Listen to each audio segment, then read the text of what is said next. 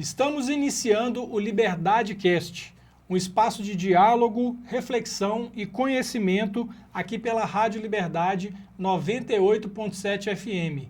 Você pode nos acompanhar também pelas nossas redes sociais e através do nosso canal no YouTube. Nós somos uma emissora da Associação Comunitária Integração do Bairro Bom Jardim, na cidade de Ipatinga, Minas Gerais. Com você em todos os momentos. Sejam muito bem-vindos. Eu sou o Cristiano Guerra e estou aqui com vocês para poder contar várias histórias. Hoje nós estamos recebendo em nosso estúdio Marilene Nunes. Ela é educadora, psicanalista, mãe, profissional e um ser humano que dedica sua vida ao cuidado emocional e à saúde mental. Marilene, muito bem-vinda. Compartilhe com os nossos ouvintes qual que é a sua formação, por gentileza. Em primeiro lugar, eu quero agradecer, Cristiano, a oportunidade de estar aqui e fazer parte de mais um projeto da Liberdade, da Rádio Liberdade FM. Esse já é o segundo projeto que eu tenho a honra de participar e para mim é sempre muito bom poder contribuir, né, com o trabalho tão bonito que a Rádio Liberdade FM está fazendo. A minha formação é pedagogia, tenho especialização em recursos humanos, o mestrado na área da administração e tenho formação profissional na área de psicanálise. E gosto de dizer que eu encerro meu currículo apresentando a minha paixão pela educação e também pelo desenvolvimento humano. Pessoal, olha esse currículo. Currículo de peso, hein? Olha só, esse episódio do Liberdade Cast, ele tem o apoio cultural da MGN Psicanálise e Saúde Mental. A MGN é uma clínica com atendimento virtual que atende pessoas em qualquer lugar do mundo. Então, se você está buscando um profissional que vai te acompanhar, que vai entender todas as suas demandas, entre em contato com a MGM, acesse as redes sociais, @Marilene Nunes Analista e o WhatsApp 31 99582 8706. E eu quero também agradecer aqui a Equipe 1 Filmes, que é quem está conosco fazendo esse episódio que você está assistindo aí no YouTube ou através das nossas redes sociais. Cleverson, excelente profissional, está conosco nesse projeto. Muito obrigado. E se você quer ter um conteúdo desse nível que nós estamos te entregando, entre em contato com as redes sociais da Equipe 1 Filmes. Tenho certeza que você vai ficar extremamente satisfeito com o resultado que eles vão entregar para vocês. Marilene, quem é a Marilene além da profissão? Além da profissão de psicanalista, a Marilene ela é pequena em tamanho e grande em sonhos. A Marilene ela é um ser humano que não enxerga limites para crescer. E nessa busca, ela vem se formando através de tudo e de todos que estão ao redor dela. Então, como que eu posso dizer que a Marilene, ela é uma pessoa cheia de sonhos, ela é uma pessoa alegre, ela é uma pessoa que ela tenta a tornar-se melhor a cada dia e também tornar o mundo para quem está ao redor dela ainda melhor. Essa é a Marilene. Porque eu poderia te falar, Cristiano, que eu sou mãe, que eu sou filha, que eu sou esposa, que eu sou tudo. Mas quem é a Marilene? A Marilene é essa pequenininha sorridente que está aqui na sua frente e que tem muito para crescer. E também tem muito para contribuir para que as pessoas que estão ao redor dela cresçam também. Sensacional. Eu vi lá nas suas redes sociais, você estava, um dos posts, você estava com o livro Mindset, né? Então, pelo que você está me falando aí, o seu mindset é de crescimento. Com certeza, Cristiano. Quando a gente começa a compreender que somos nós que colocamos os nossos próprios limites, aí a gente vira a chavinha. E aí é possível ir longe. E quando a gente só consegue isso através de um processo de autoconhecimento. Então, eu tenho esse livro como um parâmetro, porque ele mostra que tem os dois lados. E aí eu tenho a oportunidade de escolher. Como que eu vou estar trabalhando aí o meu mindset? Como que eu vou trabalhar o meu mindset se eu não me conheço? Então, a ideia é justamente que quando nós nos conhecemos, nós podemos fazer escolhas. E ter um mindset de crescimento ou limitado passa pelo autoconhecimento, passa por até onde eu consigo ir. E eu queria saber de você o seguinte, em que momento da sua vida que a saúde mental ela se tornou uma missão? Porque é com o que você trabalha hoje. Então, acredito eu que seja uma missão para você, tô certo? Com certeza, Cristiano. Eu ainda trabalho também na área da educação, né? Trabalho com a formação de outros professores. E há aproximadamente uns 5 anos, eu me envolvi na área da saúde mental a partir do episódio da pandemia. Por quê? O meu processo de análise, ele começa anterior a tudo isso, o meu próprio processo de análise. Porque foi justamente quando a minha primeira filha nasceu, eu comecei a bugar. Porque eu não sabia, eu queria ser a melhor mãe, a melhor esposa, a melhor profissional. E a Marilene se perdeu no meio desse tanto de papéis que geralmente as mulheres assumem.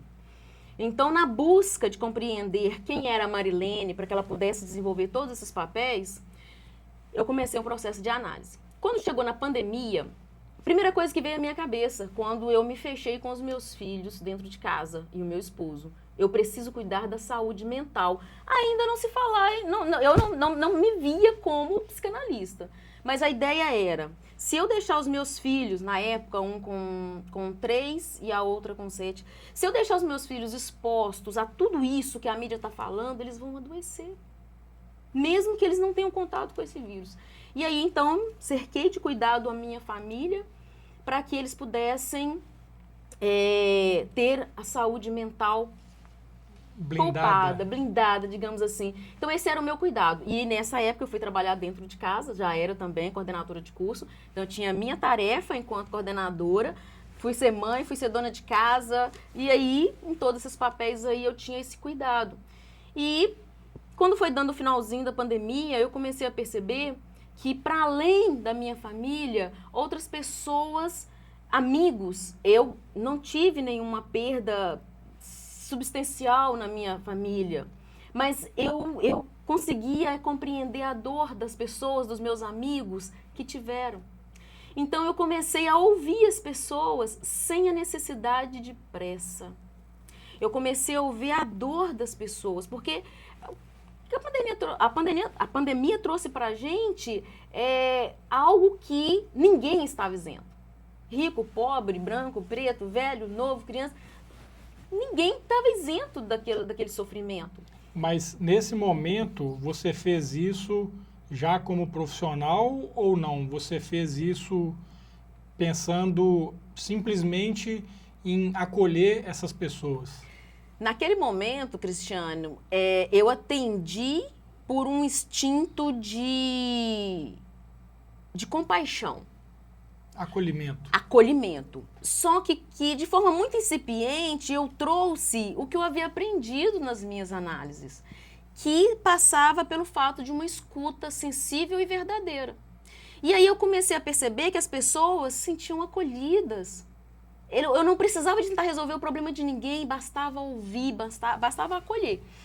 E foi a partir desse movimento que me veio a ideia, mas por que não uma formação profissional em psicanálise?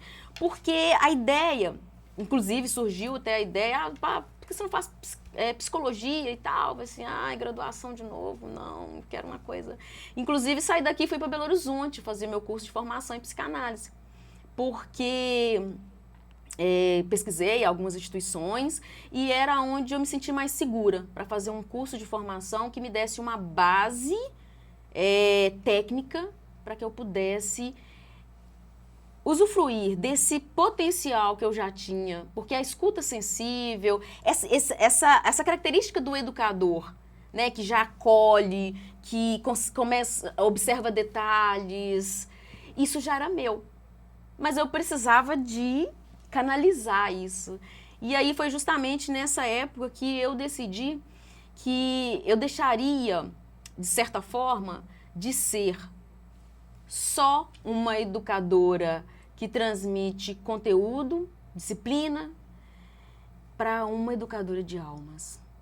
Porque ensinar o outro a olhar para si é um processo de evolução e também de educação.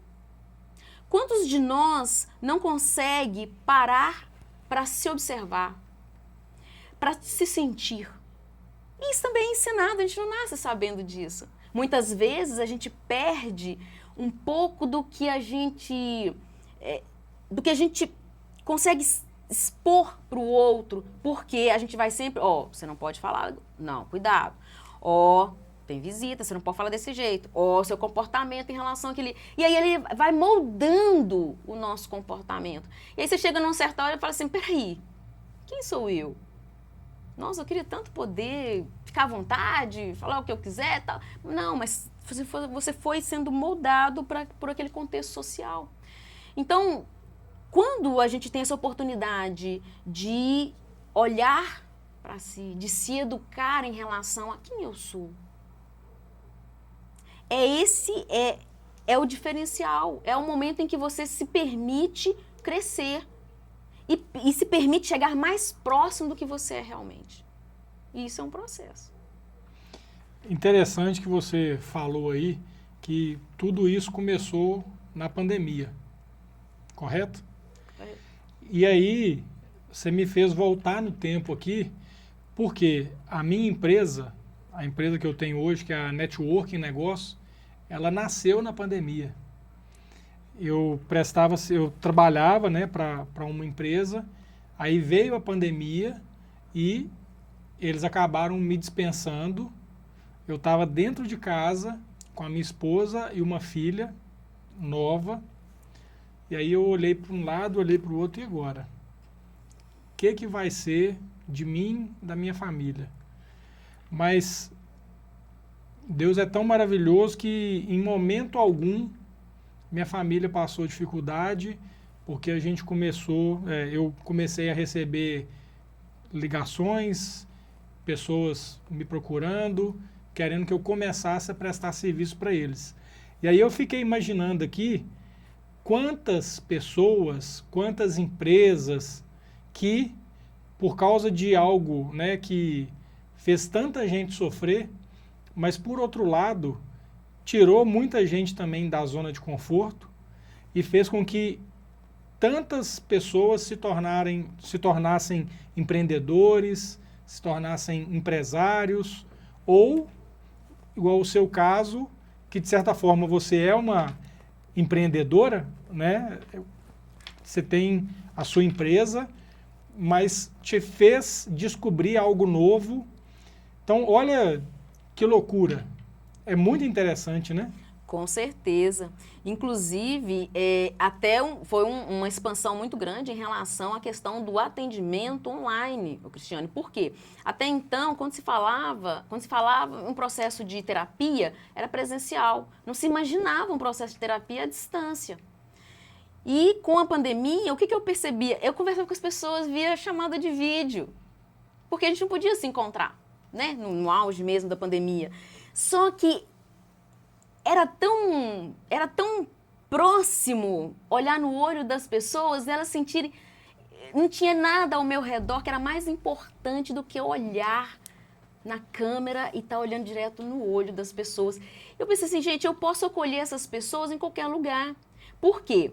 Quando a gente fala em terapia, principalmente baseado aí, né, na psicanálise, você pensa num divã, em alguém deitado, beleza. Mas se você tem um sofá confortável na sua casa, você consegue preparar esse ambiente para que você esteja sozinho, um ambiente confiável onde você possa falar o que vier à sua mente.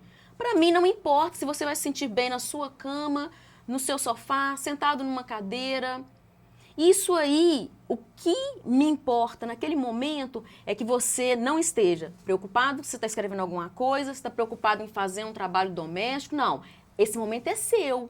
Tem que estar focado. Focado. Se eu posso chegar até você para te ouvir numa escuta sensível e eu consigo fazer com que você se sinta acolhido por mim, em qualquer lugar do mundo que você tiver, eu posso te atender.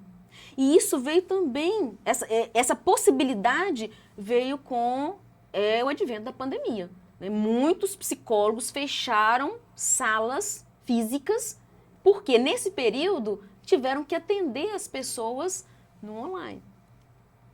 E ajudou que eu também eu sou coordenadora de um curso em EAD. Então, assim, foi anos de experiência que foi, para mim, muito positivo justamente nessa época também. E o que te move enquanto profissional e também quanto ser humano? Você já falou um pouquinho, já deu uma esboçada aí, mas eu queria que você aprofundasse um pouco mais nessa pergunta. O que me move na minha profissão e na minha vida como um todo é o entusiasmo, é a paixão pelo que eu amo. Desde criança eu nutria 2 sonhos. Um de ter uma família e o outro de ser professora.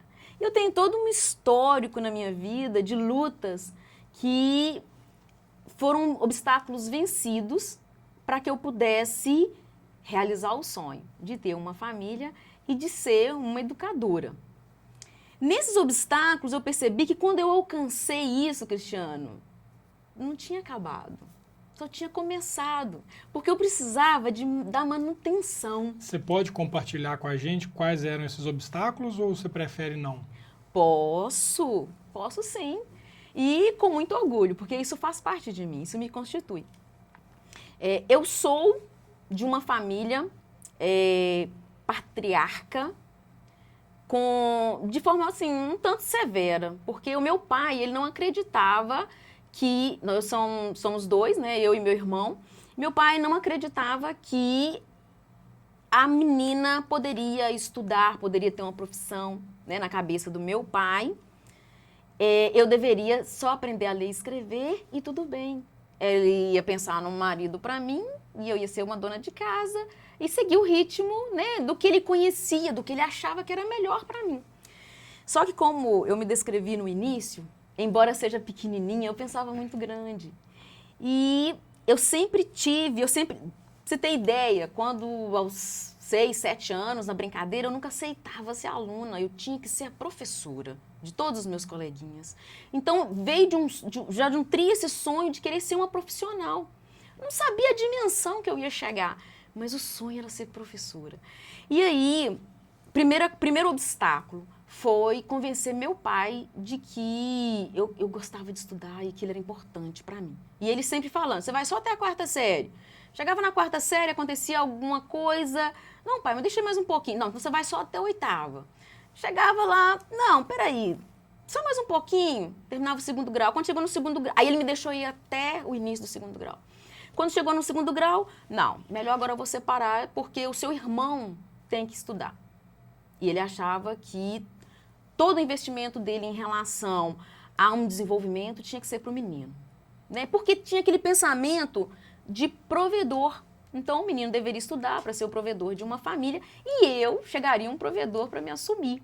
Eu não concordava muito com essa dinâmica, né? Principalmente de que a mulher não precisava de estudar, porque na minha cabeça eu tinha capacidade para conversar sobre assuntos diversos, sobre política, sobre educação, e eu sempre gostei de ler muito. E aí eu fui trabalhando com ele essa questão de que eu poderia sempre um pouco mais, mas um pouquinho de cada vez. E aí quando eu cheguei no ensino médio, ele falou para mim que eu não poderia estudar. E eu falei, por quê? Não, porque agora eu tenho que investir no seu irmão. Eu falei assim, mas e se eu trabalhar? Ele ficou sem palavras. E aí, nessa época, eu fui trabalhar como doméstica e fui dar aula particular para criança, para que eu pudesse comprar os livros e pudesse finalizar o meu ensino médio como professora. Passei os 3 anos, consegui formar como professora. Inclusive, me emociona porque quando ele me via virar noite estudando, ele falava assim, você é doida, menina? Passar a noite estudando? E eu falava assim, não, mas quando eu embalo, sim, para buscar conhecimento, eu não consigo parar. E aí, quando eu me formei, no dia da formatura, ele me deu um anel de formatura. E eu achei que ele não me daria, porque isso para ele não era importante. Aí, trabalhando, eu comprei minha roupa da formatura, fui no dia do ensaio da formatura, falaram assim, a gente tem que ter o anel de formatura. E eu falei assim, agora, eu não tenho o anel. E tem que ter um juramento, e tem toda uma cerimônia e tal. E aí, sabe, meu pai era motorista, não podia exigir isso dele. E aí, no dia da minha formatura, ele chegou, e aí eu lembrei agora, fez a brincadeira da cobra aqui comigo, ele chegou com uma caixinha, entregou e falou assim, Tom, isso é pra você. E eu falei, o que é isso? Eu disse, vai ver que é uma cobra que tá aí dentro. E na hora que eu abri, era o anel de magistério. E ali eu fiquei muito emocionada, porque eu achei que não era importante para ele eu chegar onde eu cheguei. E ele me mostrou que sim. Que talvez ele não sabia expressar, né? Mas do jeito dele, naquele momento ali, ele te mostrou que mesmo com a dureza dele, no final das contas, ele enxergava todo o seu esforço, né? Com certeza. E isso foi comprovado quando ele me deu a oportunidade de fazer o curso superior. Mas nesse trajeto aí eu tive mais um obstáculo muito interessante, Cristiano, porque quando eu comecei no sonho de ser professora, né, no imaginário, tudo seria belo. E aí a primeira escola em que eu cheguei para dar aula era uma escola de educação infantil e a coordenadora sentou comigo e falou, olha, a dona da escola sentou comigo e falou assim, olha, cuidado com a forma que você olha para as crianças, não altera a voz, não chega perto da criança, não pode tocar na criança. E eu falei assim, nosso pai, você tem certeza que eu vou conseguir dar aula para essas crianças? Eu não estou entendendo, parece ser seres intocáveis. E ela falou assim, mas tem que ser assim. Então, beleza. Primeira semana eu fui. No final da semana eu cheguei para ela e falei assim, olha, não foi assim que eu sonhei ser professora, não. E do jeito que você me apresentou esse cenário, eu não sei nem se eu quero continuar sendo professora, ser professora. E aí ela virou para mim e falou assim, olha, Marilene, durante uma semana eu te observei. A sua sala não deu tumulto. Toda hora que eu passava de um lado para o outro, as crianças estavam concentradas ali, interagindo com você. Eu tenho algo para te falar e você pensa no que você vai fazer. Eu já estava disposta a não voltar na segunda-feira. Isso foi uma conversa na sexta-feira. E ela falou assim, olha, eu vejo em você uma potência para ser professora. Basta você querer. Que legal, hein? E naquela hora, cara, a lágrima desceu, porque eu achei que eu não tinha dado conta. E aí, eu falei assim, não, bom, poxa vida, uma pessoa que é minha superiora chega para mim e dá esse retorno. Eu nadei de braçada. E aí foi um ano na educação infantil, quando eu tive a certeza de que eu queria a educação, mas não na educação infantil, porque houve um choque de gerações. Mas eu queria prosseguir na área da educação. E aí essa mesma coordenadora me incentivou a continuar estudando.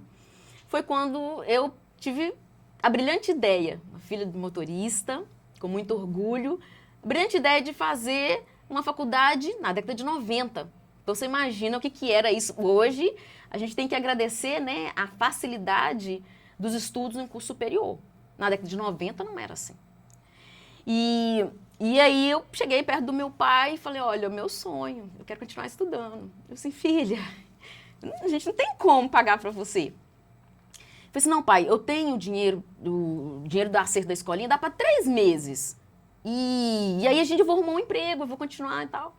Ele falou assim, olha, eu não tenho condições de te garantir que você vai poder, não. Aí fui pro meu irmão, pedindo ele para me ajudar e tudo. Ele falou assim, Marilene, eu posso te dar apoio moral, mas não tem condições, meu salário não dá nem para mim. E a minha mãe, que sempre acreditou em mim, ela falava assim, filha, tudo que eu queria era poder fazer isso por você, para você. Mas eu também não posso. Mas eu não desisti. E aí, no dia seguinte, eu saí batendo de porta em porta, pedindo emprego. Mas quem dava emprego para uma pessoa que tinha acabado de formar e tinha trabalhado 6 meses numa escola só, ainda o currículo tinha que ser grande, tinha que ter experiência. Se ninguém me dá oportunidade, eu nunca vou ter experiência, né? E eu falei assim, olha, quer saber de uma coisa? Eu tenho 3 meses, eu vou arriscar. E naquela época, se eu parasse de estudar no meio do semestre, eu perdia meu dinheiro, eu perdia tudo, não tinha como. Mas eu vou arriscar. E arrisquei. Quando eu fiz o vestibular, eu passei entre os colocados da primeira turma. E quando eu recebi essa notícia, eu saí gritando para a rua fora, porque naquela época até telefone era difícil na casa da gente. Então eu fui no orelhão para saber se eu tinha passado. E meu irmão, inclusive, tinha falado para mim, e esse foi no dia do meu aniversário, que eu fui saber esse resultado. Falou para mim assim, olha, você tá falando que você não tá preocupado, você vai passar ou não? E se você passar? Se eu passar, não tem condições mesmo de pagar. E aquele pensamento ali, eu fui saber o resultado, tive a curiosidade.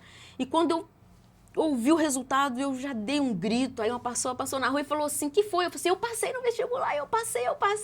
E fui para casa radiante. Aí cheguei, meio assim, como é que vai fazer e tal. Eu tinha 2 dias para fazer matrícula.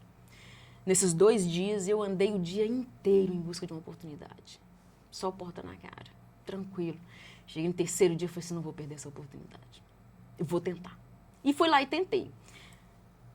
Paguei a minha matrícula e comecei. Quando eu cheguei pela primeira vez na faculdade, cara, eu vi um mundo na minha frente que era gigante. Um mundo novo se abrindo, né? Muito, muito. E ali eu comecei a estudar com afinco, tudo era novo, tudo era extraordinário. E eu me senti verdadeiramente na possibilidade de mergulhar em um mar de conhecimentos. E quando estava chegando março, eu já próximo da data de vencer a última mensalidade, eu chego para o meu pai e pergunto para ele se ele teria condições de me ajudar, porque até então não tinha conseguido um emprego. E ele virou para mim e falou assim, você confia em mim? Então vai, continua firme. Ele estava com o processo de aposentadoria, mas ele não sabia quando ia sair. E esse processo saiu justamente no mês anterior, no mês que antecedeu o mês que eu não tinha mais dinheiro para pagar. E aí, a partir disso, Cristiane, meu pai colocou um salário dele para eu estudar. E o outro, ele continuou trabalhando durante os próximos 3 anos para conseguir me bancar na faculdade. E ele virou para mim e disse que eu era o melhor investimento dele. Nossa. Então, assim, e eu fui, sempre fui. Eu me envolvi nos projetos da faculdade e ganhei espaço, autoridade, fui desbravando, fui sendo conhecendo por todas as pessoas. E quando eu me formei, em 99, eu fui convidada a ser supervisora pedagógica dentro da faculdade onde eu havia feito o curso de graduação. E por lá eu fiquei por 8 anos. Então, assim, meu pai, ele se realizou. No dia da minha formatura, estava toda a minha família me vendo subir para pegar o diploma e na alegria de falar assim, caramba, aquela baixinha é terrível, ela lutou e conseguiu o que ela queria.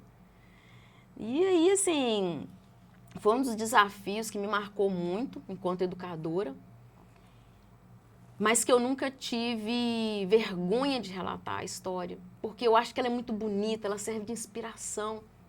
Não desistir, porque os obstáculos sempre vão acontecer, né? E antes, e daí, de 99 até 2021, eu me dediquei de corpo, alma e coração à educação. Eu sou uma professora que muito brava, mas também muito carinhosa. Já dei aula para... Depois que eu nunca... Eu dei aula, assim, para educação infantil. Da educação infantil, eu acreditei que eu queria trabalhar com adultos. Então, daí que vem a minha formação para fazer especialização, depois o mestrado, porque a ideia era de conversar de igual para igual. Eu tinha um conhecimento do currículo, mas eu precisava de um desejo, de um querer independente do meu aluno. E quando eu comecei a trabalhar com o adulto, funcionava dessa forma, era um respeito mútuo. E eles ainda falavam para mim, nossa, professor, mas você é brava com força. Não era que eu fosse brava com força, mas que, olha, eu não estou aqui de brincadeira. Eu estou aqui para dar o meu melhor. Então, eu preciso que você dê o seu melhor para que o conhecimento possa fluir, para que ele possa crescer.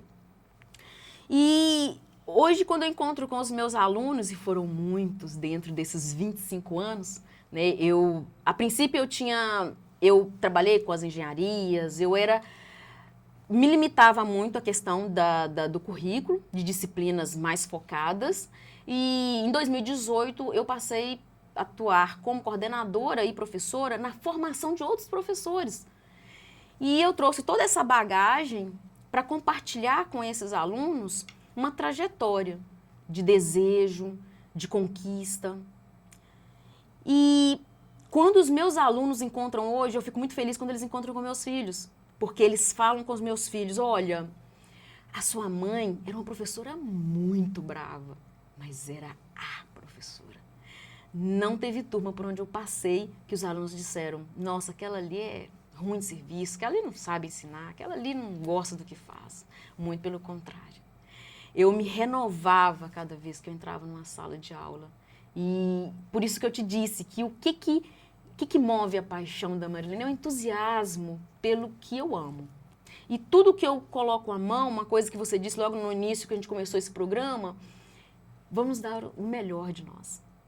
E tudo que eu me coloco, que eu me proponho a fazer, eu proponho a dar o melhor de mim. Pessoal, quem está só nos ouvindo não vai entender o que eu estou falando, mas quem está nos assistindo, eu estou olhando para ela aqui, vocês não têm noção de tudo isso que ela está falando, eu estou vendo o brilho no olho dela e eu estou vendo a verdade em tudo isso. Marilene, primeiro eu quero te dar os parabéns pela sua história. Sensacional, muito inspiradora. Eu acredito que muita gente que está nos assistindo, que está nos ouvindo aqui, vai começar a repensar um monte de coisa. Enquanto você foi falando aqui, eu fiquei pensando assim, cara, que doideira, né? Enquanto tem crianças que estão doidas para não estudar, você fez tudo que você podia para continuar estudando. Contra tudo, contra todos. E eu sou muito adepto do lifelong learning, que significa aprender por toda a vida. E acredito que você também pelo que você está me falando, né, pela sua história. O conhecimento, ele de verdade, realmente, ele abre muitas portas. Então, você que está nos ouvindo, se você, por qualquer motivo que seja, parou de estudar, volta, continua. Olha o exemplo dessa mulher que está com a gente aqui hoje, dessa guerreira, dessa batalhadora. É fantástico. Como que você concilia família, trabalho e tudo isso aí que você compartilhou com a gente? Porque o trabalho, eu sou casado, né? Eu vejo lá em casa, minha esposa, ela trabalha em casa, ela é confeiteira, faz bolo, e não é porque é minha esposa não, mas maravilhoso. Então eu tenho que segurar a boca, porque é difícil. Aí nós temos 2 filhas, e ela tem que dar conta de tudo, da casa, as encomendas, e a Isadora e a Cecília. E você? como que você faz? Cristiano, ontem mesmo eu estava numa live com os meus alunos. Ontem era mais de 200 pessoas numa live onde eu falava sobre pedagogia e saúde mental. E era sobre isso que a gente falava. Por quê? A sobrecarga hoje, que principalmente a mulher possui, ela leva a um adoecimento mental. Então, saber lidar com esses papéis, e nós temos muitos. Nós assumimos muitos papéis de uma forma cultural, com certeza. E outros a gente traz pra gente porque a gente acha que a gente é uma super mulher. E como que é possível conciliar isso, né? Uma vez eu vi uma mãe cuidando de tudo isso que você falou aí em relação à sua esposa, que bacana você admirar ela nesse ponto aí, né? Eu também tenho um companheiro que enxerga isso e não só enxerga isso, como participa de todo esse processo junto comigo. Eu perguntei assim, mas como é que você consegue? Ela falou assim, o dia que você for mãe, você vai saber. Só que eu achei que isso vinha pronto pra mim. E não veio, não. Eu fui uma pessoa, como você já conhece a minha história, eu lutei muito para conseguir um espaço de independência, um espaço profissional. Então, assim, era a minha vida lutar por isso. E até então eu falei assim, bom, beleza, vamos casar. Não, mas casar, opa, já vem mais um papel. Antes eu era só filha e profissional. Aí, o terceiro papel, agora você esposa. Beleza, fui conciliando. Aí tá, vamos dividir isso aí então. Depois de 6 anos, me tornei mãe. Assim, caraca, agora danou tudo. Por quê? Como que eu vou fazer com todos esses papéis? Porque eu quero ser 100% em tudo. Lembra que eu falei que eu gosto de dar o melhor de mim em tudo? Sim. E isso costuma pesar. Por quê? Assumir esses papéis e querer ser 100% em tudo é impossível. E foi a época que eu comecei a fazer a terapia. Quando eu comecei a fazer a terapia, eu fui orientada a pensar em qualidade de tempo e em quem eu era. Marilene, quem você é, o que você faz, como que você faz? Porque quando você entrega o seu melhor, não quer dizer que você tem que ser 100%. Não quer dizer que você tem que superar a expectativa do outro. Tem que dizer que você consegue fazer com alegria o melhor de si. Então, como que você pode ser a melhor mãe? É ficar o tempo todo circulando seus filhos? Não. Como é que você pode ser a melhor esposa? É ficar o tempo inteiro bajulando seu esposo e dando tudo na mão para ele? Também não. Como é que você pode ser a melhor profissional? E aí? E aí eu comecei a me perguntar sobre esses papéis. E foi aí que eu comecei a pensar, Cristiano, em qualidade de tempo. O que é qualidade de tempo? É quando você está inteiro no momento presente. Com quem você está. Então, como é que eu aprendi a conciliar esses papéis? No momento em que eu estava com meus filhos, eu era a melhor mãe que eu conseguia ser. E como eu estou, que ainda hoje eu tenho Você estava dois adolescentes. 100% com eles. 100% com eles. Hoje eu tenho um adolescente de 15 anos e um pré-adolescente de 11 anos. E até hoje isso procede. Quando eu estou com eles, eu estou realmente com eles. Quando eu estou com meu esposo, eu estou realmente com o meu esposo. A gente não sai para tomar um café ou para almoçar juntos pensando, olha, os meninos estão lá, os meninos... Não, estamos nós dois aqui, vamos conversar sobre nós. Quando eu estou com meus pais, os meus velhinhos ainda estão vivos, graças a Deus, e eu estou com eles. Eu não sou mãe, eu não sou esposa, eu não sou professora e nem psicanalista. Eu sou a filha. Então, conciliar esses papéis passa por essa oportunidade de conhecer o que é qualidade de tempo. E aí eu consigo, então, dentro da faculdade, ser uma boa coordenadora. Eu consigo ser, dentro do meu casamento, ser uma boa esposa. Junto aos meus filhos, uma boa mãe. Junto aos meus pais, uma boa filha. E junto aos meus amigos, uma boa amiga. Agora, eu quero te fazer uma pergunta. Se a minha esposa estiver assistindo aqui, eu vou apanhar em casa, tá? E como é que fica o celular dentro disso aí? Quando você está com os filhos, o celular ele entra no meio ou não? Porque hoje em dia está todo mundo conectado. E quando a gente está com o celular, a gente sabe que se tem alguém próximo da gente, a gente não fica 100%. Às vezes a pessoa está do nosso lado, mas a gente está mais imerso no celular do que dando atenção para quem está do nosso lado. Como que você trabalha com isso aí? Deixando o celular de lado, muitas vezes nem perto de mim. Por quê? O que acontece? Quando eu falei com você em qualidade de tempo, hoje eu tenho 45 minutos para almoçar com os meus filhos. Então, quando eu chego, minha filha de 15 anos... Cronometrado? Cronometrado. Eu saio da faculdade, chego em casa, almoço e volto. Então, é aqueles minutos que eu tenho ali para almoçar com eles. Quando eu chego, minha filha de 15 anos já fez o almoço, porque ela está de férias. Então, agora ela está me auxiliando. O almoço está pronto. A gente senta à mesa e vamos almoçar com 45 minutos. A sua filha de 15 anos já faz almoço? Faz. Pessoal, olha o exemplo. Ela tem uma filha de 15 anos que já faz o almoço sozinha. E aí, você que tem um adolescente em casa, mais ou menos nessa mesma idade, pensa um pouquinho, quais são... Por que eu estou te interrompendo?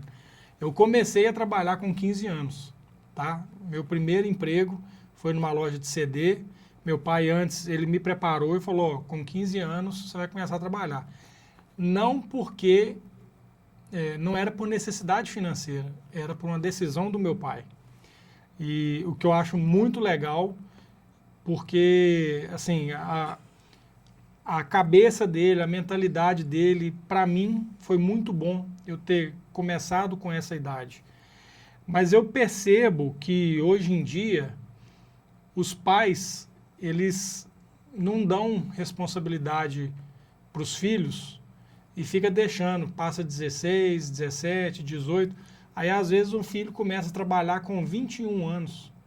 E aí o que eu enxergo? Uma pessoa que começa a trabalhar com essa idade, que experiência que ela tem? Nenhuma. Então, com 21 anos de idade, eu já era gerente de banco. Por quê? Porque eu tive toda uma preparação antes, toda uma bagagem antes, que foi me lapidando para que eu pudesse chegar nessa idade um pouco mais preparado, entendeu? E qual que é a sua visão sobre isso? Você falou tudo, Cristiano. A minha preparação. E aí a gente começa a enxergar, quando a gente pensa que os nossos filhos podem ir além, não é desejar que eles vão, é saber que eles podem ir. A gente precisa de começar a prepará-los. A minha filha, daqui 2 anos, ela é fora de faixa, então daqui 2 anos, uma vez que ela já tem um objetivo, ela vai sair para estudar. A ideia é prepará-la para viver sozinha. E aí, nesse pensamento, eu já fui começando a auxiliar com que ela conseguisse a viver sem a minha presença. E isso não foi de forma bruta, não. Foi de forma, vamos brincar de cozinhadinha? Vem cá, vou te ensinar aqui, presta atenção nisso. E ali a gente foi criando responsabilidade à medida que ela dava conta de entender isso. Assim como o menino, que hoje tem 11 anos também. Então, assim, eu vejo isso como uma coisa muito importante, porque... E deve ser de forma natural, né? Muito natural. Porque um dia uma pessoa brincou comigo. Eu falei assim, não, eu vou embora porque eu preciso de almoçar. Aí você, almoça aqui, vamos almoçar aqui, você vai ter que... Eu falei assim, não, minha filha fez comida. Ah, fez? Quanta? Rúbia fez comida? Eu falei, não, fez não, que isso, você tá fazendo mentira. Eu falei, não, sim, ela fez. Ah, então ela já pode casar. Eu falei assim, olha, eu tô preparando ela para estudar, para morar sozinha. Se ela vai casar, é a opção dela. Agora, eu estou preparando ela para ser um ser que lava a própria roupa, que faz a própria comida e que, se quiser compartilhar isso com alguém, tá top, mas ela é capaz de fazer. Se ela puder ter pessoas que possam fazer por ela, ótimo, mas se ela precisar de fazer, ela vai fazer. Vai ser independente. Assim como o pré-adolescente de 11 anos, que eu já ensinei, olha, vou te ensinar, ela também, vou te ensinar comprar as coisas no mercado, vou te ensinar a usar um cartão. Hoje a Rúbia usa um cartão ligado ao meu cartão. Eu monitoro o dinheiro dela, porém ela tem os valores que ela vai sair, vai comprar e ela já calcula tudo. Porque isso é um processo de preparação. Não adianta eu chegar nessa menina de 18 anos, chegar num apartamento, jogar ela lá e falar assim, olha, se vira que a vida é tua agora. Você está entrando na federal. Você falou do cartão aí, eu tô rindo aqui porque eu tenho uma filha de 1 ano e 8 meses. A gente vai no supermercado com muita frequência, porque minha esposa sempre precisa comprar alguma coisa. E a gente gosta de fazer compra em família. Aí vai eu, minha esposa e nossas 2 filhas. A de 1 ano e 8 meses, ela pede para poder passar o cartão para pagar. Ela que gosta de pagar a conta. Muito legal. Esses momentos em família é qualidade de tempo. Eu costumo viajar com os meus filhos, meu esposo trabalha fora. Então, assim, eu tive que aprender a fazer atividades com os meus filhos. E eu gosto muito de viajar de turismo, porque eu tenho uma rede de apoio. Isso desde que meus filhos eram pequenininhos. E aí, a gente faz esses passeios também juntos. E um dia o meu filho virou para mim e eu perguntei assim, o que vocês sentem quando vocês estão viajando com a mamãe? Eles falaram assim, olha, a gente sente que a mamãe está presente. Ela é só nossa. E isso é qualidade de tempo. E eu quero voltar um gancho aí em relação ao celular. Gente, ninguém vive sem celular hoje. Não dá para você falar que uma criança não vai pegar o celular, que é mentira, ela vai pegar. Agora, qual que é o problema? É você usar esse instrumento para manter os seus filhos longe de você. Sabe por quê? Porque você chega de uma jornada cansado e a melhor coisa que tem é dar um celular para uma criança, ela ficar quietinha nas telinhas. Isso, para aliviar o seu cansaço, é bom, mas isso te distancia dos seus filhos e suas filhas e coloca elas à mercê de um mundo que você desconhece. Você acha que elas estão no quarto, mas elas não estão, não. Elas têm um mundo na presença delas. Verdade. Extremamente perigoso. E o detalhe, quando você escuta um pai ou uma mãe falar assim, acabou, as famílias não se unem mais, é celular, o pessoal... Tá, faz a seguinte pergunta. Você larga seu celular para sentar com a sua filha no chão e brincar com um joguinho que não tenha nada de eletrônico? Que seja para ela sentar no seu colo, precisa brincar, fazer cosquinha um no outro. Entende que se você fizer isso, ela vai largar. A outra tem quantos anos? A mais velha tem 9 anos. 9 anos. Você já chamou sua filha para ir ao cinema?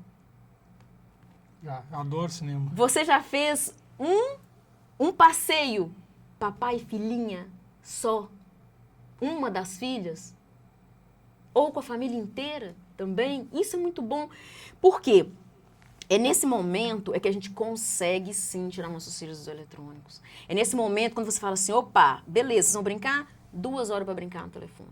Ah, mas só isso? Só isso. Agora nós vamos fazer outra coisa. Vão ajudar a mamãe a lavar vasilha, vão fazer outra coisa, vão brincar aqui num joguinho, vão fazer qualquer outra coisa. De preferência se for junto, se não, mas cada um tem sua responsabilidade.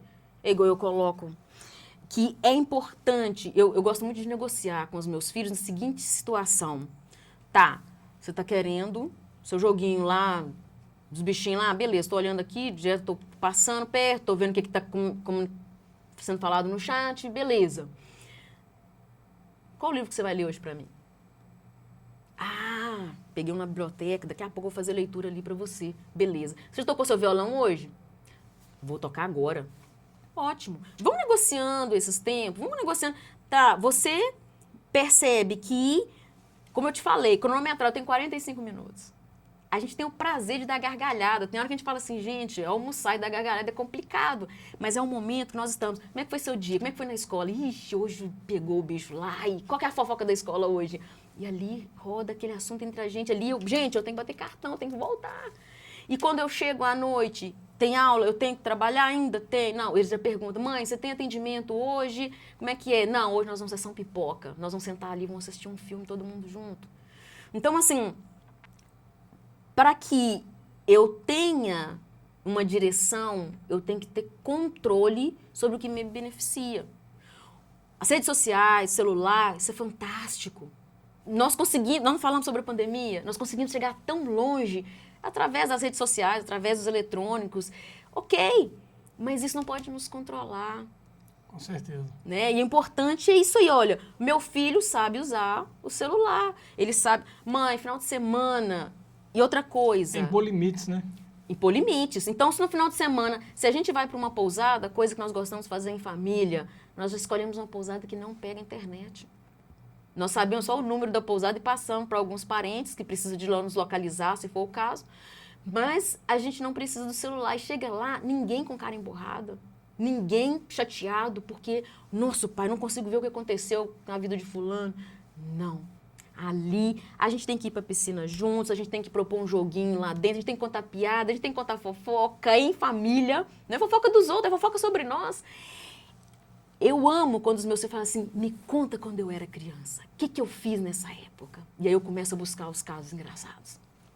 Eles estão revivendo a infância deles junto com a gente. Então, isso é qualidade de tempo.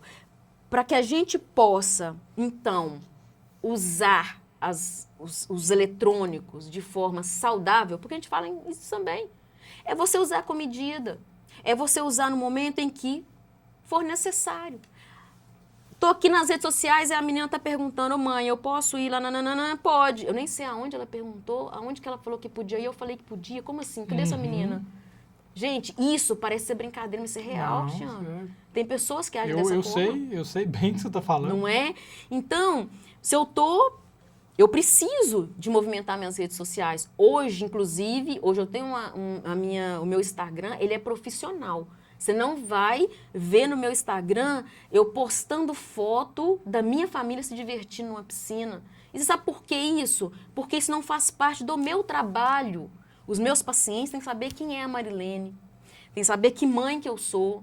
Ok, eu posso falar sobre isso, posso dar uma mensagem num lugar que for agradável, mas ficar mostrando o que a minha família faz, com qual propósito? Isso eu estou falando de mim enquanto profissional, tá? E aí, ou seja, eu tenho que movimentar uma rede profissional, uma rede social profissional. Então, estou aqui preocupada com o que eu vou te falar. Eu tenho que estar atenta à minha fala. Por quê? Com certeza, Cristiano, esse podcast vai ser visto por pessoas que me conhecem, vai ser visto pelos meus filhos, vai ser visto por pessoas que conhecem os meus filhos. E vão perguntar, mas sua mãe é desse jeito mesmo? Ela senta, ela conversa, ela brinca, ela fala de tudo.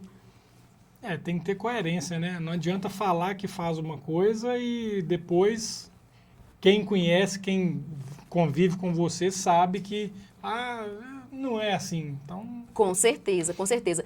Eu tenho foi feito um vídeo no meu Instagram para contar um pouco da minha história, né? E mostrar para as pessoas como que eu cheguei a me tornar psicanalista.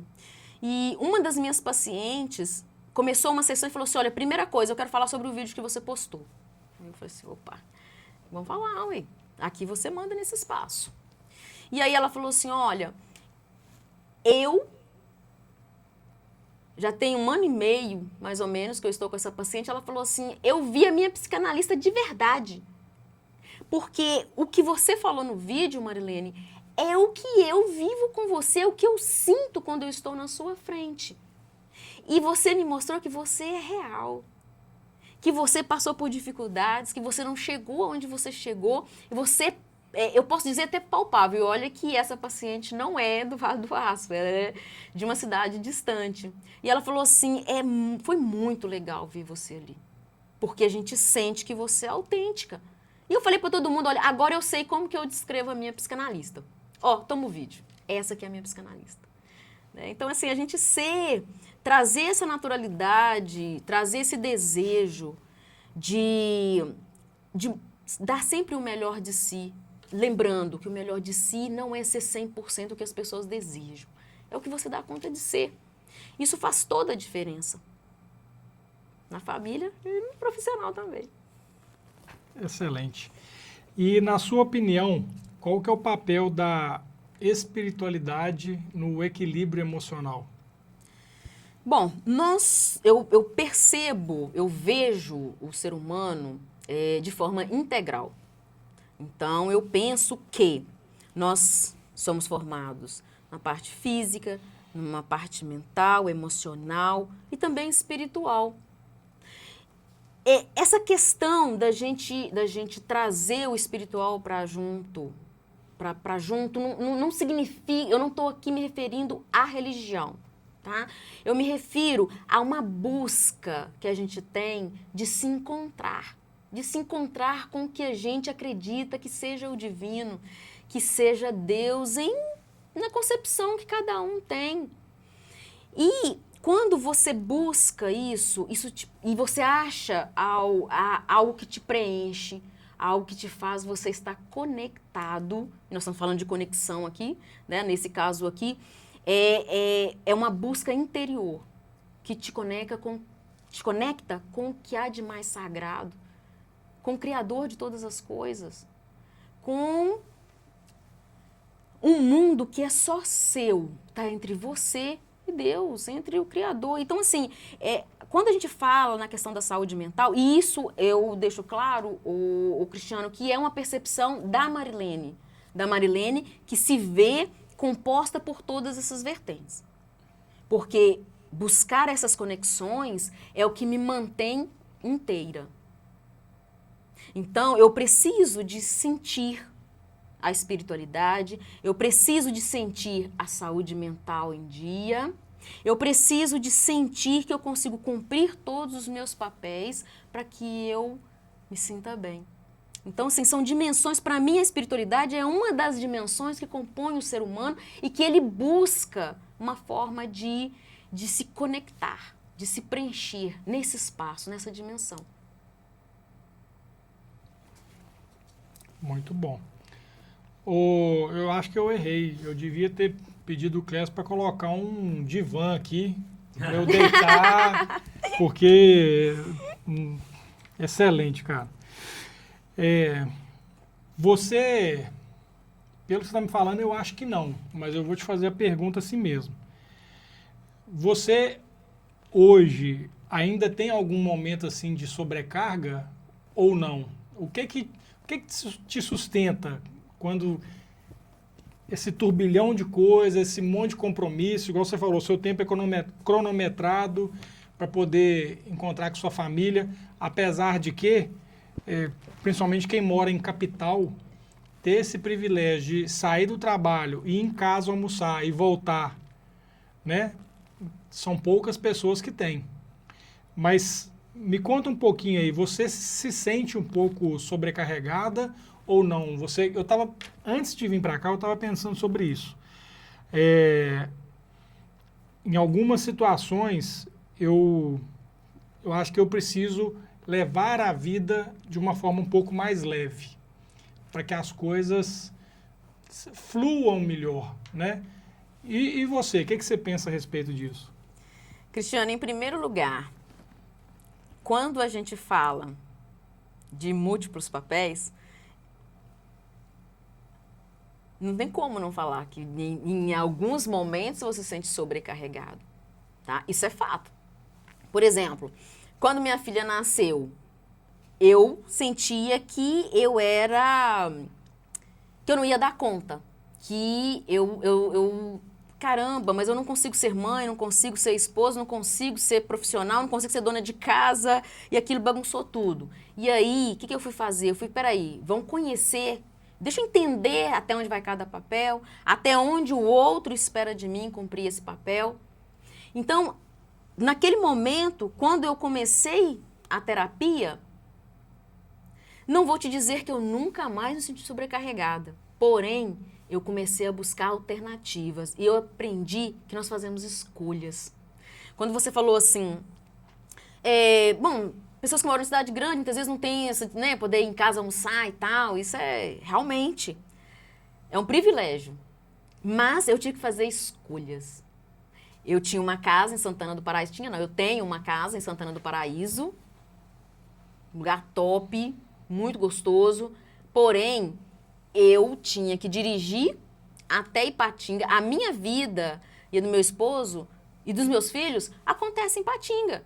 Santana do Paraíso era cidade dormitório para nós. Uhum. E aí, num dado momento, começou a pesar, porque eu tinha que vir trazer os meus filhos para a escola, eu voltava de carro, voltava para buscá-los, depois eu voltava, entregava os meninos para o meu esposo e voltava de carro para trabalhar.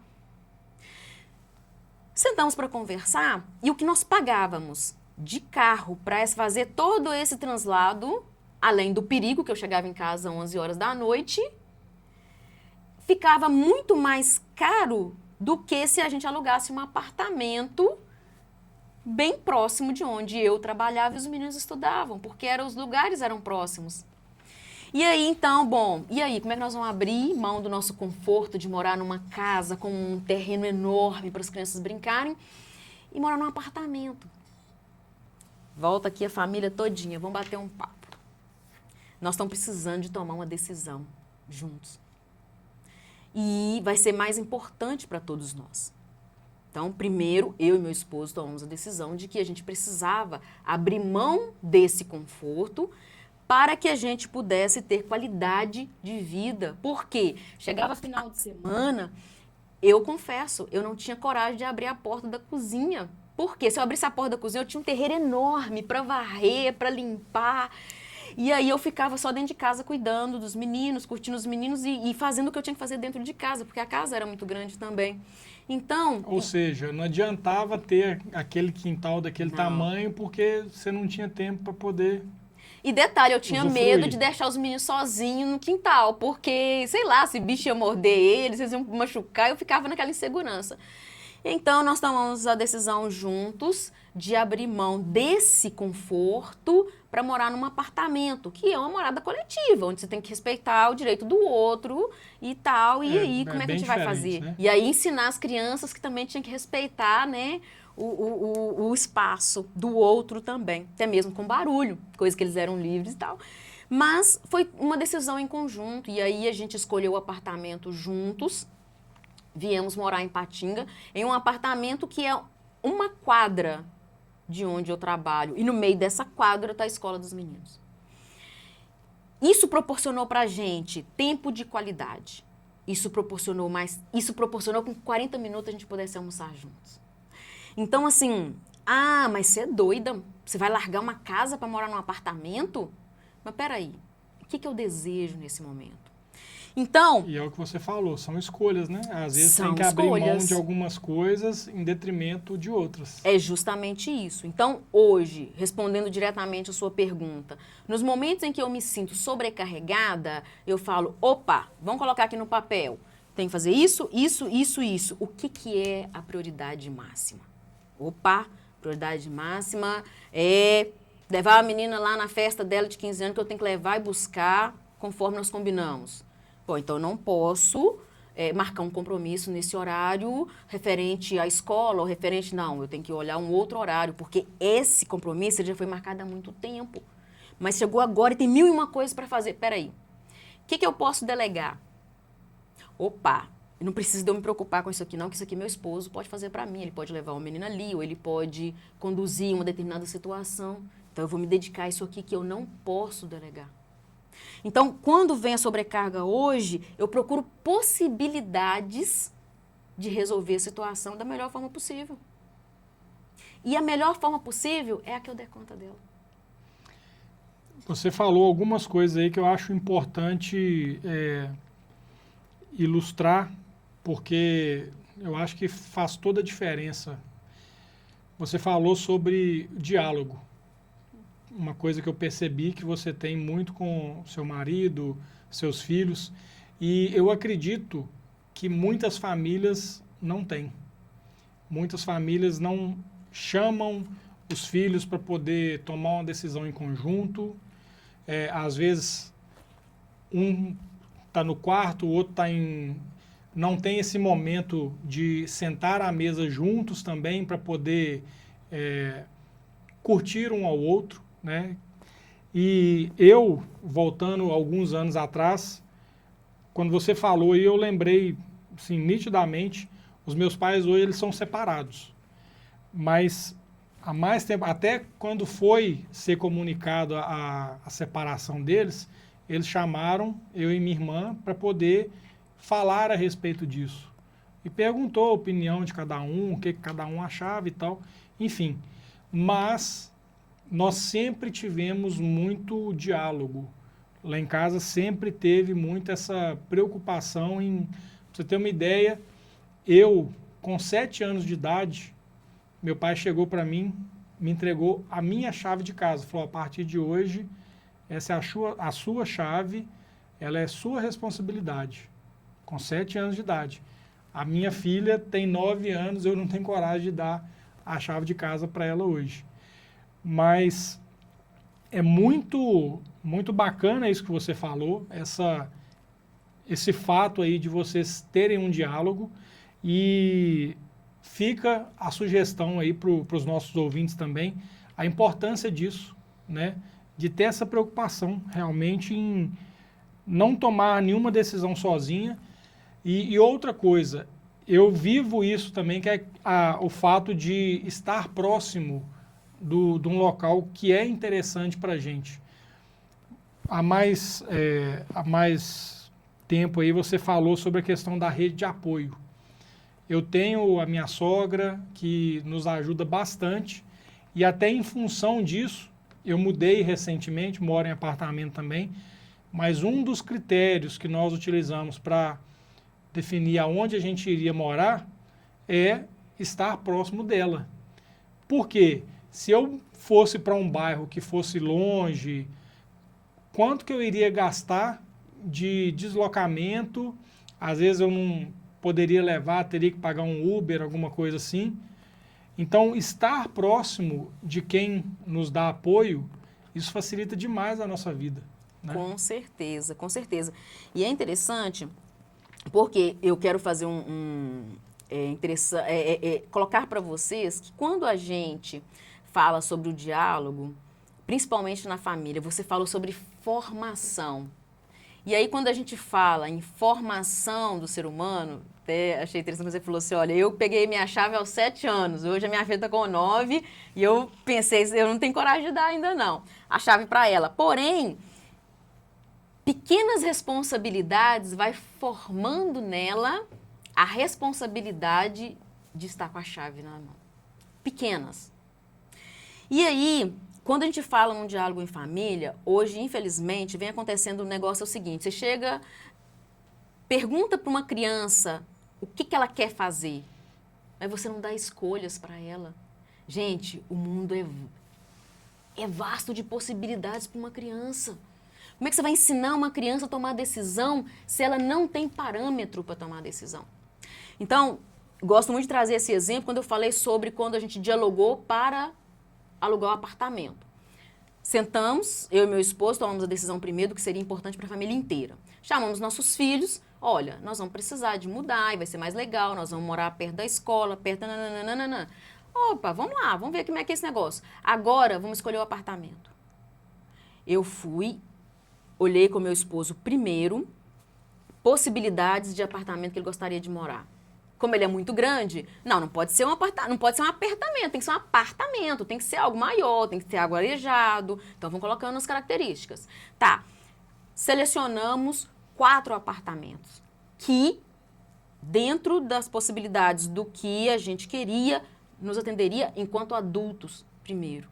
E aí chamamos os nossos filhos, olha, nós vamos hoje escolher o apartamento onde nós vamos morar.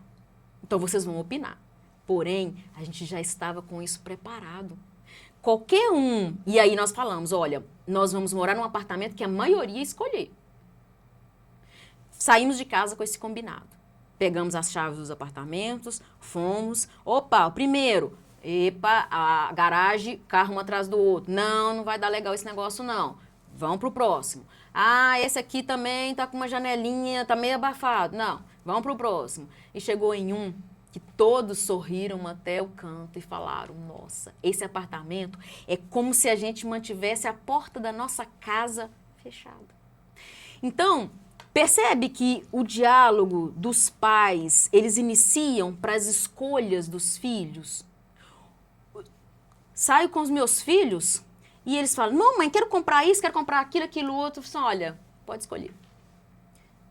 Ah, eu vou escolher essa caneca. E o que você vai fazer com essa caneca? Ah, não sei, eu vou pegar ela porque ela é bonitinha. Não, mas você vai comprar uma caneca porque ela é bonitinha, ela vai ficar entulhando lá sem ter serventia? Ah, pensando bem, não. Mas isso aqui? Ah, isso aqui eu quero demais. Ah, você quer? Você compraria com seu dinheiro? essa eu compraria, mãe. Isso aqui é tudo que eu quero. Percebe que... E aí eu ensino. E depois que eu faço esse movimento com eles, eu falo, olha, não foi por falta de dinheiro que eu não comprei tudo que você apontou ali. É para você entender que um dia você vai ter que fazer escolhas. E essas escolhas, você precisa de ter parâmetro. Não, se isso aqui é uma coisa que eu quero demais, então eu vou me esforçar, vou dividir, vou comprar do jeito que for possível, mas isso é importante para mim. Outras vezes eu sou atraída pela beleza de uma coisa que para mim não faz sentido nenhum. E para que eu vou investir um valor? Para que eu vou levar para minha casa para virar um entulho se não tem serventia? Então a gente trabalha essa questão também das escolhas, já começando lá na infância. Uma coisa que você falou aí que eu achei legal é que na hora de escolher o apartamento, não foi nada imposto. Você foi com eles e aí vocês tiveram opções, eles tiveram opções. Então, quer dizer, eles participaram do processo. Participaram. Né? E aí, se a gente trouxer isso até para o lado profissional, às vezes, se a gente pegar como exemplo aí um colaborador, a partir do momento, aí eu estou pensando aqui, né, como a experiência que eu tenho e tal, o que eu acho importante fazer? A partir do momento que você traz o colaborador e pede opinião para ele sobre algo, explica o seu ponto de vista. Eu, como sou vendedor, né, também da área de vendas, eu falo muito sobre aumentar o nível de consciência. Eu acho importante a pessoa entender do que se trata, construir na cabeça dela toda uma visão, uma narrativa. E aí, por quê? A partir do momento que ela se sente pertencida, que ela sente que ela ajudou na tomada de decisão, ela compra aquilo ali de forma mais fácil. Então, eu acho que isso vale tanto para os filhos, igual você colocou, mas isso vale também dentro de uma empresa. Você concorda? Concordo, com força. Por quê? Esse se sentir pertencente, não só no ambiente familiar, e é interessante, quando você cria um filho com esse sentimento, ele vai procurar ele fora, onde ele trabalha, na rede de amigos, esse sentimento. Dentro da organização, é visível quando você percebe que o colaborador ele se sente valorizado, ele se sente pertencente àquela instituição e você não precisa falar que você tem que vestir a camisa. Passa pelo entusiasmo de que eu represento essa empresa. E não é pagando um salário exorbitante, não. O salário pode ser pago dentro do que dos sindicatos, do que manda ali. Mas como que esse colaborador ele é convidado a participar? E hoje nós temos aí uma NR1 aí que já está falando sobre saúde mental dentro da empresa, né?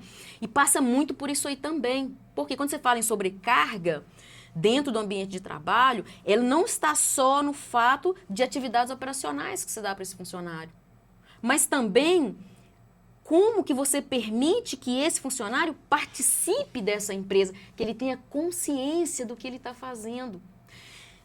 E quando a gente começa com esse diálogo dentro da família, o Cristiano, é muito interessante.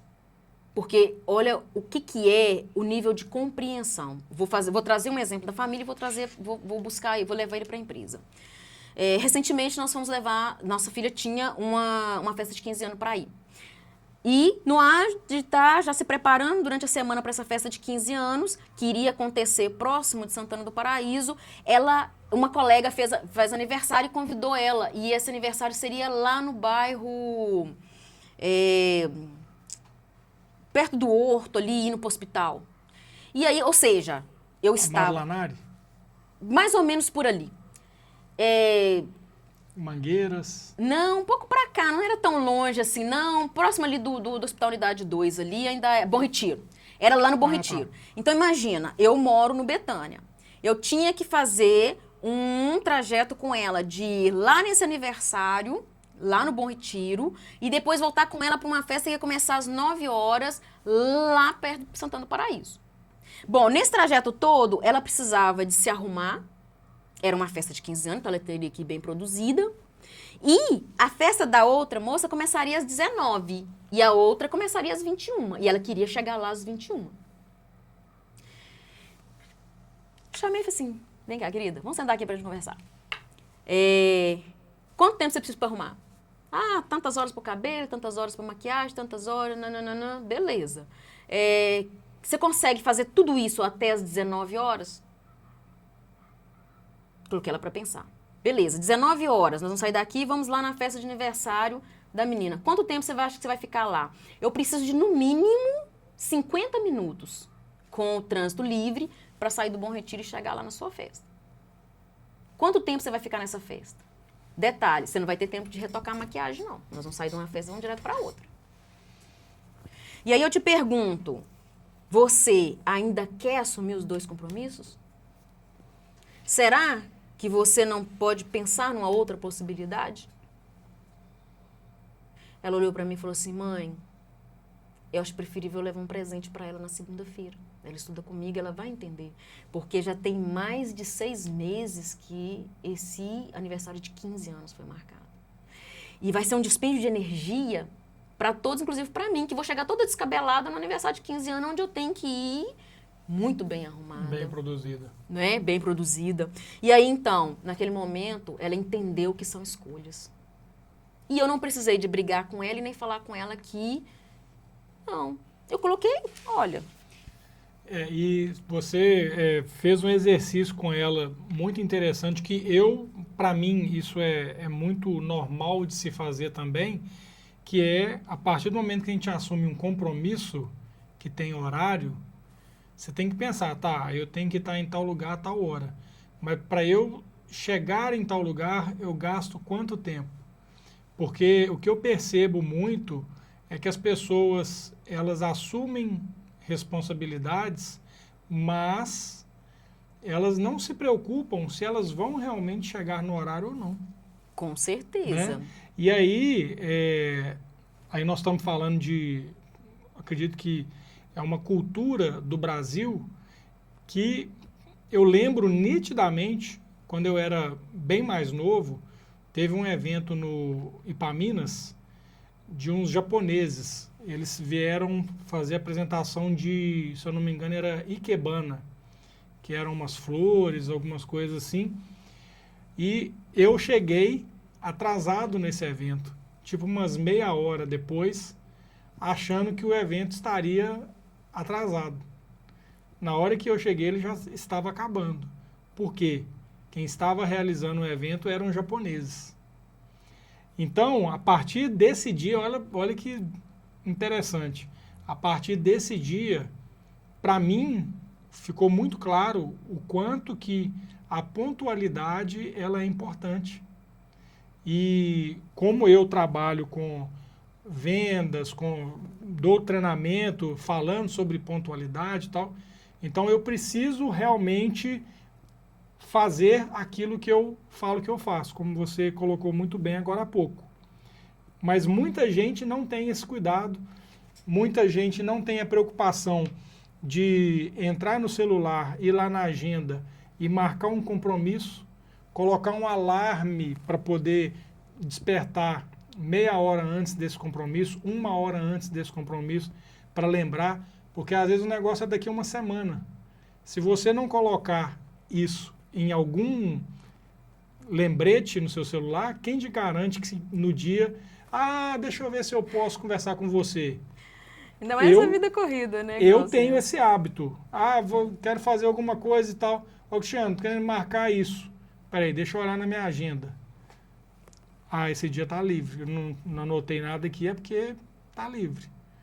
Mas muita gente não faz isso, né? Com certeza. E aí eu busco, como eu te falei, vou te dar um exemplo, né, de dentro de casa e vou te dar um exemplo também dentro da empresa. Eu trabalho com uma equipe, eu sou coordenadora, eu preciso de conviver, lidar com professores, com tutores, com alunos, com pessoal administrativo que me auxilia nessa organização do curso, que eu trabalho nele. E quando eu chamo essas pessoas para um trabalho, é um trabalho nosso. E aí, quando eu explico o objetivo de onde nós precisamos chegar, de acordo com o que a gerência me passa, eu falo assim, olha, qual que é a melhor forma da gente fazer isso? Já veio estagiários trabalhar comigo que eu falei assim, me dá a sua opinião. Você trabalha na área de TI, eu preciso de chegar a essa planilha, mas eu preciso chegar da forma mais fácil possível. Só que eu não entendo muito bem desse negócio aí não, e aí, me ajuda. E a pessoa começou a soltar informação e me ajudar, e depois alguém falou assim pra mim, você conseguiu trabalhar com aquela pessoa? Eu falei assim, gente, aquela pessoa é uma gracinha. Nossa, me ajudou demais e deu conta de... Não acredito que você conseguiu. Falei assim, olha, talvez vocês não estão conseguindo chegar ao coração, à mente e ao coração dessa pessoa, porque é um excelente profissional. Conseguiu dar conta de tudo, mas por quê? Essa pessoa, ela se sentiu pertencente ao que eu precisava. E ela se sentiu importante diante do que eu precisava. Ela foi ouvida, né? Ela foi ouvida. E isso faz muita diferença dentro das nossas casas e também no nosso ambiente de trabalho. Às vezes, não é, olha, eu posso te ouvir. Bom, ô Cristiano, tá, mas vamos colocar o pé no chão. Para essa ideia, a senhora é fantástica. Mas nós vamos precisar de movimentar isso e isso. Será que a gente vai conseguir? Olha para você ver, eu estou te mostrando que a sua ideia é boa, mas nós não temos recurso suficiente para colocá-la em prática. Eu não estou aqui falando, não, deixa para lá, ou dá outra ideia aí. Não, esse aqui não. Não. Nesse momento você consegue. E aí a gente passa pelo viés da comunicação, Cristiano. Não tem coisa que une mais o diálogo. A comunicação clara. Porque quando dentro de uma organização eu consigo ouvir o meu colaborador e mostrar para ele que, olha, eu gostaria muito de dar essa folga nesse dia, mas nós temos que verificar com o setor X e Y, Z lá se vai poder te liberar, porque não está só nas minhas mãos te dar essa escolha. Ele vai entender que eu vou fazer o que for possível. Agora, o que não for, não tem jeito. Nós também, se nós estamos dentro de uma empresa, nós estamos seguindo regras que são colocadas naquela empresa. Como você falou dos japoneses. A questão do horário, eu particularmente, eu vejo isso como uma questão de respeito. Eu estava com o meu carro ali embaixo, 5:07. Liguei pro Júlio, eu já estou aqui. Aí ele falou assim, olha, pode chegar lá e chamar o... Eu vi a hora que ele chegou. E aí eu falei assim, Bom, eu cheguei muito cedo, ele falou que eu poderia chegar às 7 horas, ele ia chegar também, vou aguardar um pouquinho aqui, para não ser assim tão, né, dentro do tempo. E aí, na hora que eu bati a campanha, eu falei assim, agora não vou esperar o Jusimar não, porque de repente eu tenho que acertar alguma coisa com o Cristiano, com o Cleber, então vou subir. Então, assim, eu estava pronta dentro do horário que foi combinado, né, e isso é uma questão de respeito. Você prepara uma festa com o maior carinho para começar às 9 horas. Se o seu convidado chega às 22, às 22h30, às 23, o glamour das festas já foi. Porque ele não vai esperar aquele convidado chegar, ele precisa de começar a festa com quem também prestigiou esse momento. Então, quem está ali, com quem deseja. E isso também em relação ao ambiente de trabalho. Porque se eu não tenho uma comunicação clara, se eu não tenho um diálogo com a equipe que trabalha comigo, como que ela vai conseguir a operacionalizar uma ação? Às vezes eu tenho uma situação que eu preciso de resolver com o setor de logística, com o setor de tutoria, com o setor de processo acadêmico, eu tenho que alinhar isso. E aí eu já coloco, gente, vão alinhar informações. Deixa eu entender o processo. O aluno veio aqui, me falou uma coisa que eu preciso de ver com esse. Tá, peraí, então deixa eu ouvir cada um deles. Porque pode chegar uma informação para mim que o setor X não atendeu. Peraí, mas por que o setor X não atendeu? Será que é porque ele é ruim de serviço? Quando eu vou lá olhar, houve o e-mail foi extraviado, não chegou naquele setor, ele não está lá. Então, em vez de eu ficar achando que determinado funcionário, determinado setor não fez porque não quis, vamos investigar, vamos entender o porquê primeiro. Depois é tomada as medidas possíveis. Se houve uma negligência, a gente tem que avaliar. Por que houve? Então, assim, pode ser, você falar assim, Marilene, mas você está num mundo de sonhos, né? Olha, a equipe que eu consigo administrar, e eu sei que muitos deles vão também ver esse podcast depois, vão falar assim, essa é a Marilene que trabalha com a gente. Essa é a Marilene que escuta a gente, que deixa a gente dar opinião e que fala com a gente, ó, essa opinião aí é muito linda, mas não dá para seguir, não. Você está falando aí, mas até agora você não mencionou qual que é o nome da empresa. Fala pra gente. Eu tô curioso. Eu acho que eu já sei, mas fala pra gente. Não, Cristiano, hoje eu trabalho no Centro Universitário Uniúnica, sou coordenadora do curso de Pedagogia em EAD e também trabalho na clínica MGN Psicanálise e Saúde Mental. No Centro Universitário, né, eu atuo também como professora, como tutora, e tenho esse envolvimento, esse exemplo que eu te dei em relação à organização, trabalho em equipe, é o que eu desenvolvo lá no Centro Universitário e também enquanto coordenadora de curso e em outras oportunidades, outras experiências que eu tive profissionalmente também. Na clínica, eu costumo brincar que eu sou a minha própria clínica, né? A gente tem um registro da clínica, tudo direitinho, mas eu sou a psicanalista que atende por ela. E aí, qual que é a diferença disso? No centro universitário, eu trabalho com equipe. Para o meu trabalho ser realizado, eu preciso dessa equipe. Preciso do pessoal da limpeza, eu preciso do pessoal administrativo, eu preciso do tutor, eu preciso dos gestores, eu preciso desse sistema.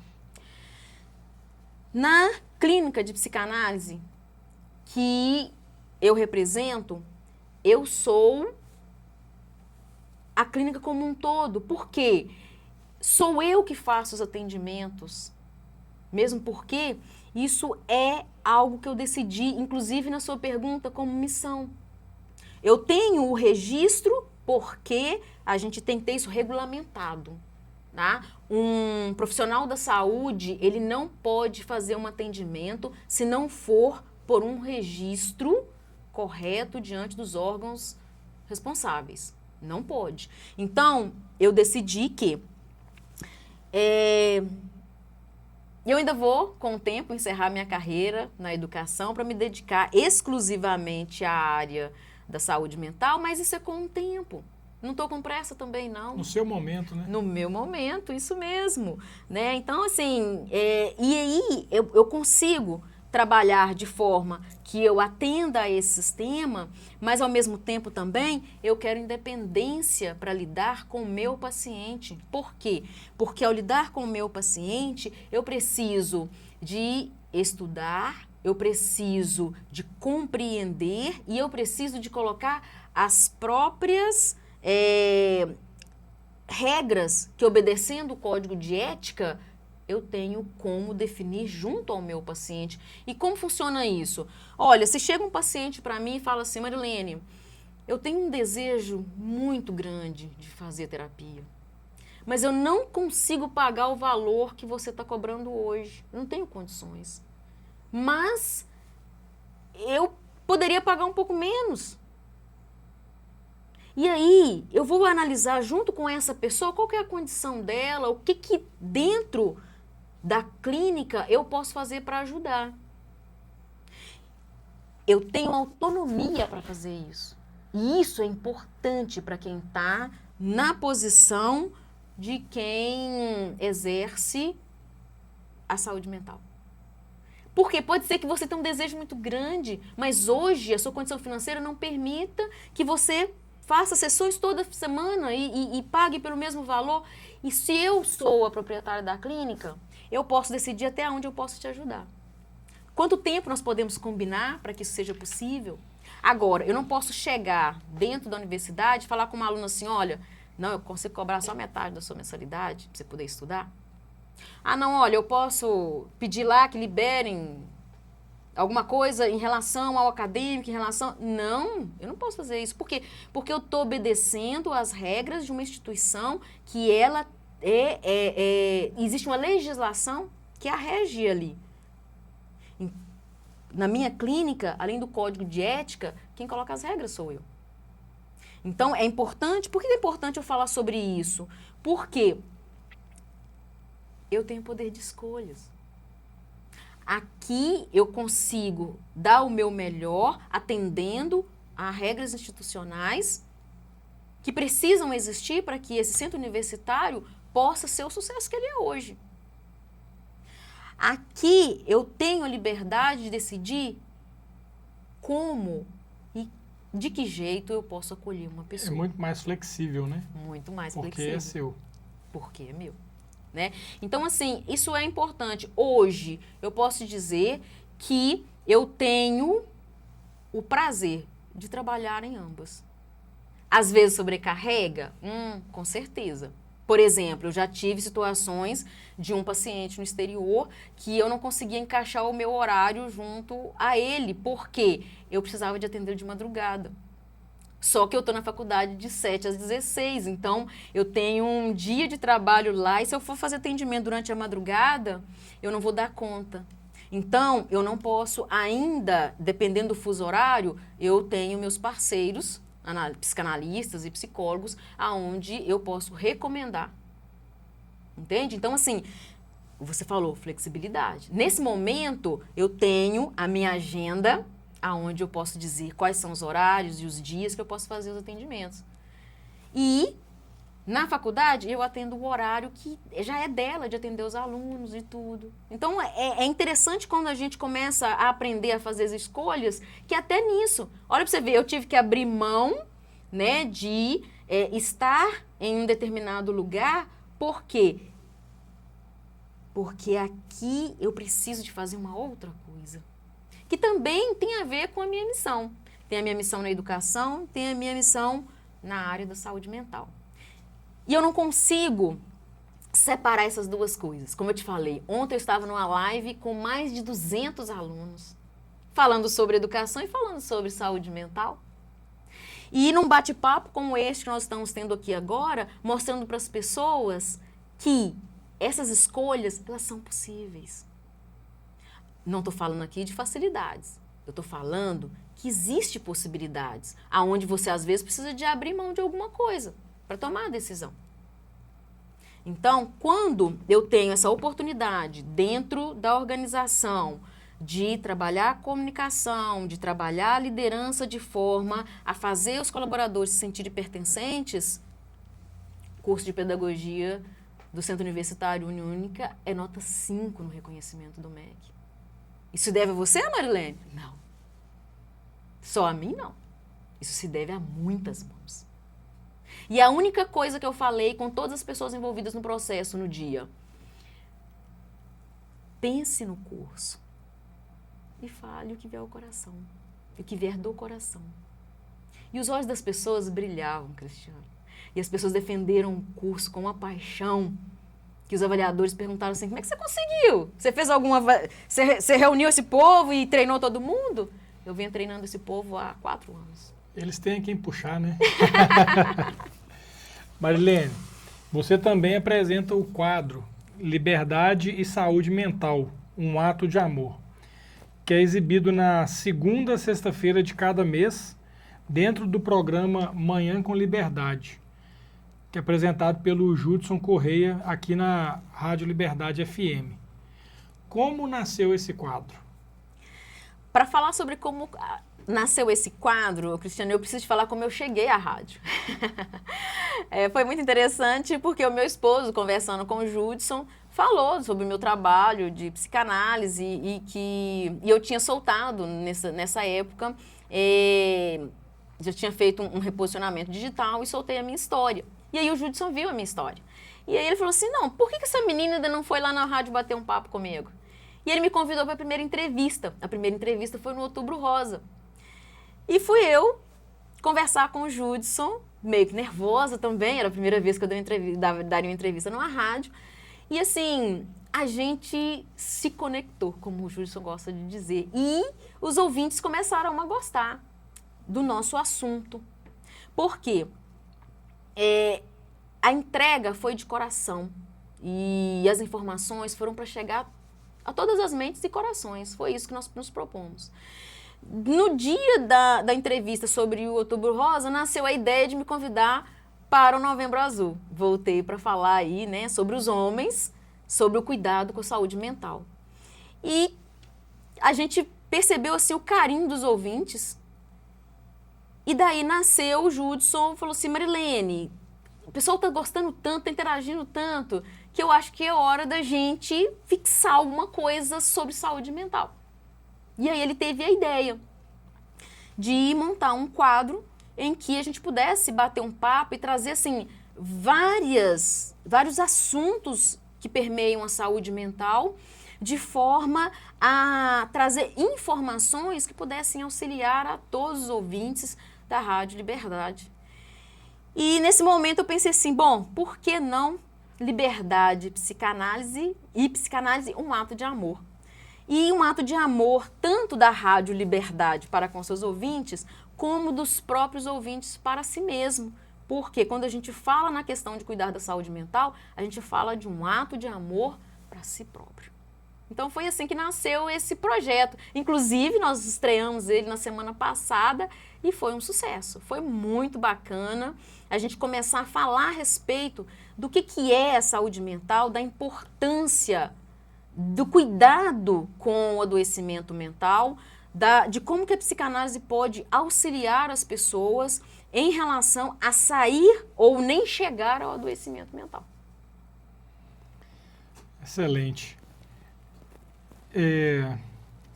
Que tipo de pessoa pode procurar a sua clínica? Como que é o perfil do seu paciente? O perfil do meu paciente são adultos a partir dos 18 anos, independente de ser homem ou mulher, não importa o gênero, porém a partir dos 18 anos. Foi assim, porque quando a gente, tanto na psicologia como na psicanálise, a gente precisa de focar em um público. Tá? Então é um público onde a gente estuda mais, a gente interage mais, porque tem que ter uma contra-transferência, ou seja, lembra quando eu falei com você que eu queria trabalhar com adultos? Uhum. Não é? E aí eu fui estudar, tal, para me dar aula para adultos. Na psicanálise foi da mesma forma. Por que eu escolhi esse público? Porque a partir dos 18 anos, você pode decidir o que você vai fazer com o que os outros fizeram com você. Antes dos 18, não. Antes dos 18, você está sob a guarda dos seus pais. Então, aí isso torna mais complicado. E quando eu senti isso, eu falei assim, peraí, não. Eu quero trabalhar a partir do momento que a pessoa possa refletir sobre o que ela traz consigo e o que ela quer mudar dentro disso. E ela pode mudar. Nós não partimos do princípio que a partir dos 18 anos já é dono do próprio nariz, não se fala isso, inclusive as próprias crianças já ficam ansiosas para dar 18 anos para achar que faz o que quer, né? Mas aí vem carregado de responsabilidade isso aí também. Então, hoje, o que impede uma pessoa acima de 18 anos procurar psicanálise? Não só a minha clínica, mas qualquer outro profissional. São quadros de depressão que sejam muito elevados. Por quê? Porque na psicanálise você precisa ter condição de analisar as situações que se apresentam. Então, em um processo depressivo que for muito agudo, a pessoa não tem condições de se olhar. Ela precisa de ser cuidada. Então, nesse momento, não tem como a pessoa fazer um processo analítico, tá? Por que a gente fala? E aí a gente vê a diferença. Porque, por exemplo, a pessoa que está com depressão mais profunda, ela vai precisar da ajuda de um psicólogo, de um psiquiatra. Isso é importante. Agora, o processo de análise, ele passa pelo autoconhecimento, ele passa por uma análise profunda de coisas que te feriram, de traumas que você vai buscar no inconsciente e vai trabalhar de forma consciente para ressignificar isso e para ver o que você vai fazer com isso. Então, por exemplo, casos de ansiedade agudo, eu preciso de atuar junto com um psiquiatra. Por quê? Porque eu não posso medicar, mas às vezes eu preciso que a pessoa contenha a ansiedade dela para que ela possa pensar com calma, que ela possa raciocinar. Se ela ficar no agitamento, como é que ela vai conseguir refletir em cima do que ela trouxer para mim? Então, as limitações para hoje uma pessoa procurar psicanálise passa por aí. Passa por essa questão de, talvez, transtornos que já estejam já diagnosticados e que já estejam em um nível muito elevado. Marilene, mas e um caso de um processo de depressão que ainda é leve, que a pessoa está dando conta ainda de perceber que ela não está bem, que ela precisa de ajuda e que ela quer ajuda? Fica fácil a gente trabalhar. Junto, inclusive, com outro profissional, um psiquiatra. Mas, fora isso, não tem contraindicação. Assim, tem psicanalistas que eles têm a opção por atuar com crianças e com jovens. E tudo bem, e isso aí dá muito certo. Inclusive, eu te falo que a gente acha que procurar por um profissional da saúde mental deve ser somente quando você tem um problema. E eu posso dizer isso por ser uma experiência viva, porque eu procurei no momento que eu tinha necessidade, mas eu fui uma adolescente que buscava livros de autoajuda na biblioteca pública da cidade onde eu morava. Porque eu achava que era muito interessante ler a respeito de como eu poderia crescer, como eu poderia ser diferente. Então, ou seja, eu já comecei um processo de autoconhecimento muito cedo. E aí foi no primeiro momento em que eu não conseguia possibilidades de agir, foi que eu procurei a saúde mental, que eu procurei um profissional da saúde mental. Só que hoje eu já conseguia perceber assim, olha, tive uma situação com a minha filha. E posso dizer até qual que foi esse problema. Ela começou um processo de engordar muito rápido por ansiedade, um transtorno alimentar.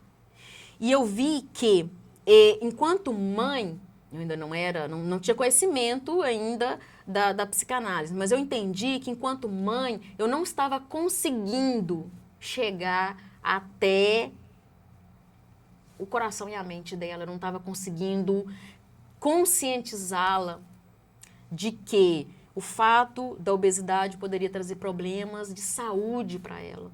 Não estava nem preocupada com a questão de estética, eu estava preocupada com a questão de saúde. E aí eu procurei uma ajuda especializada, eu procurei uma psicóloga para ela. E foi muito interessante quando a psicóloga virou para mim e falou assim, porque o meu receio era que eu tinha em algum momento feito tanta pressão nela para ela não engordar, que ela estava engordando assim, de uma forma muito rápida. Eu falei assim, nossa, será que eu tenho alguma culpa nisso? Eu vou procurar saber, porque se eu tiver, eu vou tentar procurar ajuda para mim também. E depois que a psicóloga fez todo um número de sessões lá com ela me chamou e conversou e falou, olha, eu nunca vi uma adolescente tão decidida. Essa menina não tem problema com obesidade, ela simplesmente acha que isso para ela agora não é importante preocupar com o tamanho de roupa. Então, vamos trocar o hábito alimentar da família para todos se cuidarem, porque isso vai despertar nela o interesse por se cuidar, mas no momento em que ela sentir necessidade, que ela voltar a atenção para ela vai procurar os processos dela para emagrecer. Sem pressão, de forma orgânica, natural. Porque ela é uma criança decidida, ela sabe o que ela quer, Marilene. E eu que achei que a psicóloga ia me chamar, porque geralmente o que acontece, né? A gente leva os nossos filhos ao psicólogo, o psicólogo chama os pais e fala assim, não, olha, é o pai que precisa de puxão de orelha. E isso é real, e muitas vezes a gente precisa mesmo, né? Então, assim, nesse momento, eu falei assim, então tá beleza, eu achei que eu estava errando, se eu estou no caminho certo, vou melhorar o hábito alimentar de todo mundo e isso vai acontecer. Foi justamente o que aconteceu. Quando ela chegou na idade em que ela decidiu que, nossa, estou virando mocinha, aí já vem os interesses e tudo, pronto, ela entrou num processo de emagrecimento, fazendo atividade física, cuidando da própria alimentação. E aí, quando eu dou esse exemplo de que não é só no momento em que a gente está doente, que precisa de ajuda, eu também cito meu filho. Eu tenho um filho de 11 anos, que quando eu levei ele para o psicólogo pela primeira vez, nós começamos um embate em casa. Porque o garotinho, ele levantava a cabeça e falava não, não, não. E eu falava assim, pá, peraí, quem manda no pedaço sou eu e seu pai. Não estou te entendendo, não. E aquele conflito começou a ficar cada vez mais caloroso, digamos assim. Né? E aí a gente trabalhando, ele foi para uma psicóloga e a psicóloga um dia me chamou. E aí eu comecei a perceber que ele estava cada vez mais empoderado. Eu cheguei para a psicóloga e falei assim, olha, estamos precisando conversar. Porque você está empoderando o meu filho e na minha casa quem manda sou eu. Falei desse jeito com ela, Cristiano. Ela virou para mim e falou assim, é você que eu queria. Porque o seu filho te representa aqui no consultório. Menina, eu fui no outro mundo e voltei. Porque lá em casa a gente brinca que a menina é a essência do pai com a carcaça da mãe. Calma até onde chegou e parou. O menino é a essência da mãe com a carcaça do pai, porque ele é grandão, mas é bravo demais da conta. E aí, quando ela falou assim, eu desabei na hora. E eu falei assim, então, me ensina a lidar. Falou tudo. Eu falei que me ensina a lidar com ele. E foi na hora que ela falou, olha pra ele, você se vê nele. E aí assim, me ensina a lidar comigo mesmo. Me ensina a lidar comigo mesmo. E assim, eu sempre tive uma fala com meu esposo que eu falava assim, olha, o negócio é o seguinte, chega em mim com jeito. Me faça compreender, é o que nós falamos do pertencimento, me faça compreender o que você acha que é correto. Aumenta o meu nível de consciência. Aumenta, amei essa fala sua, aumenta o meu nível de consciência. Por quê? Se eu tiver consciência e concordar com o que você está falando, que é correto, com um fio de algodão você me leva Fica longe. muito mais fácil. Não é? Muito mais fácil. Agora, não me leva à força, não vem da ordem falando que eu tenho que fazer e porque não tem porquê, porque um cabo de aço não me tira do lugar, não. Então, vamos conversar. E aí, o que aconteceu? Eu comecei a olhar para hoje, ele está com hoje ele é maior do que eu. Eu olhava para ele e falava assim, gente, não é. E o bichinho, ele ficava nervoso, ele quicava. Eu falei assim, ele é igualzinho eu mesmo. E aí começamos a conversar. Aí por dentro você devia pensar assim, orgulho da mamãe. Orgulho da mamãe. Mas eu falei assim, e olha eu aí, né? E aí eu pensei assim, bom, se eu esperei chegar aos 34 anos para procurar uma ajuda especializada e até então eu não sabia que autoritarismo tinha diferença de autoridade, por que eu vou deixar o meu filho quebrar a cabeça até lá? Então, hoje é o que eu trabalho com ele. Eu falo, filho, você tem potência em liderança. Você tem autoridade, você não precisa de ter autoritarismo. Porque eu aprendi a conviver com isso. Eu iniciei achando que eu tinha que ser como meu pai, para ser respeitada pela pessoa que estaria comigo. E aí eu vim aprendendo, ao longo da convivência, com o meu companheiro, que, aí, peraí, não. Você já se faz enquanto autoridade pela forma com a qual você se expressa. Então, você não precisa de falar que é autoridade, não. Eu sei que você é num assunto que você domina. Né? Então, e a gente... Isso é que esses exemplos eu dei para a gente ver que procurar por uma ajuda especializada não é só no momento em que você já adoeceu. Porque hoje nós vivemos, e eu falo aí de 15 anos atrás, quando aconteceu essa situação comigo, de eu me perguntar, cadê a Marilene no meio de todos os papéis que eu assumi socialmente? Né? Mãe, esposa, filha, profissional. Aonde está a Marilene? Então, eu tive que encontrar a Marilene. E a Marilene que vem dando conta de um monte de outras coisas que hoje, você fala assim, Nor, mas essa bichinha de 1,5 m que dá conta disso? Dou. E eu não precisei de gritar com ninguém, não precisei de subir na cadeira. Meus alunos falavam isso comigo. Não, professora, você foi... Alunos de engenharia. Eu sou, né, pedagoga. E eles falavam para mim assim, olha, você foi a única professora que deu aula para a turma inteira. Uma turma de 40, 50 alunos. Por quê? Eu não sabia conversar com todo mundo conversando. Então, eu aprendi estratégias para apresentar a autoridade que eu tinha no assunto. E respeitar quem tinha autoridade em outro assunto. Então, são construções que a gente vai fazendo ao longo das nossas vivências. Marilene, não está no nosso roteiro aqui, mas eu quero te fazer um desafio. Não. Para quem está nos ouvindo ou nos assistindo, a pessoa chegou até aqui, ou seja, nós aumentamos o nível de consciência dela. Você falou que gostou, né, dessa fala. E a pessoa entendeu que para ela é importante se conhecer melhor, fazer esse trabalho que você oferece. Para os nossos ouvintes, mas eu não quero o que você faz para todo mundo, não. Para os nossos ouvintes, o que você pode oferecer de diferencial para a pessoa que entrar em contato com você? Eu vou repetir daqui a pouco o seu contato. A pessoa entrar em contato e falar que assistiu ou ouviu a nossa conversa e ela quer fazer um trabalho de autoconhecimento, ela precisa desenvolver algumas áreas. O que você pode fazer para esse público nosso, de diferente? Eu preciso de primeiro conhecer esse público, conhecer essa pessoa que tem o desejo de autoconhecimento.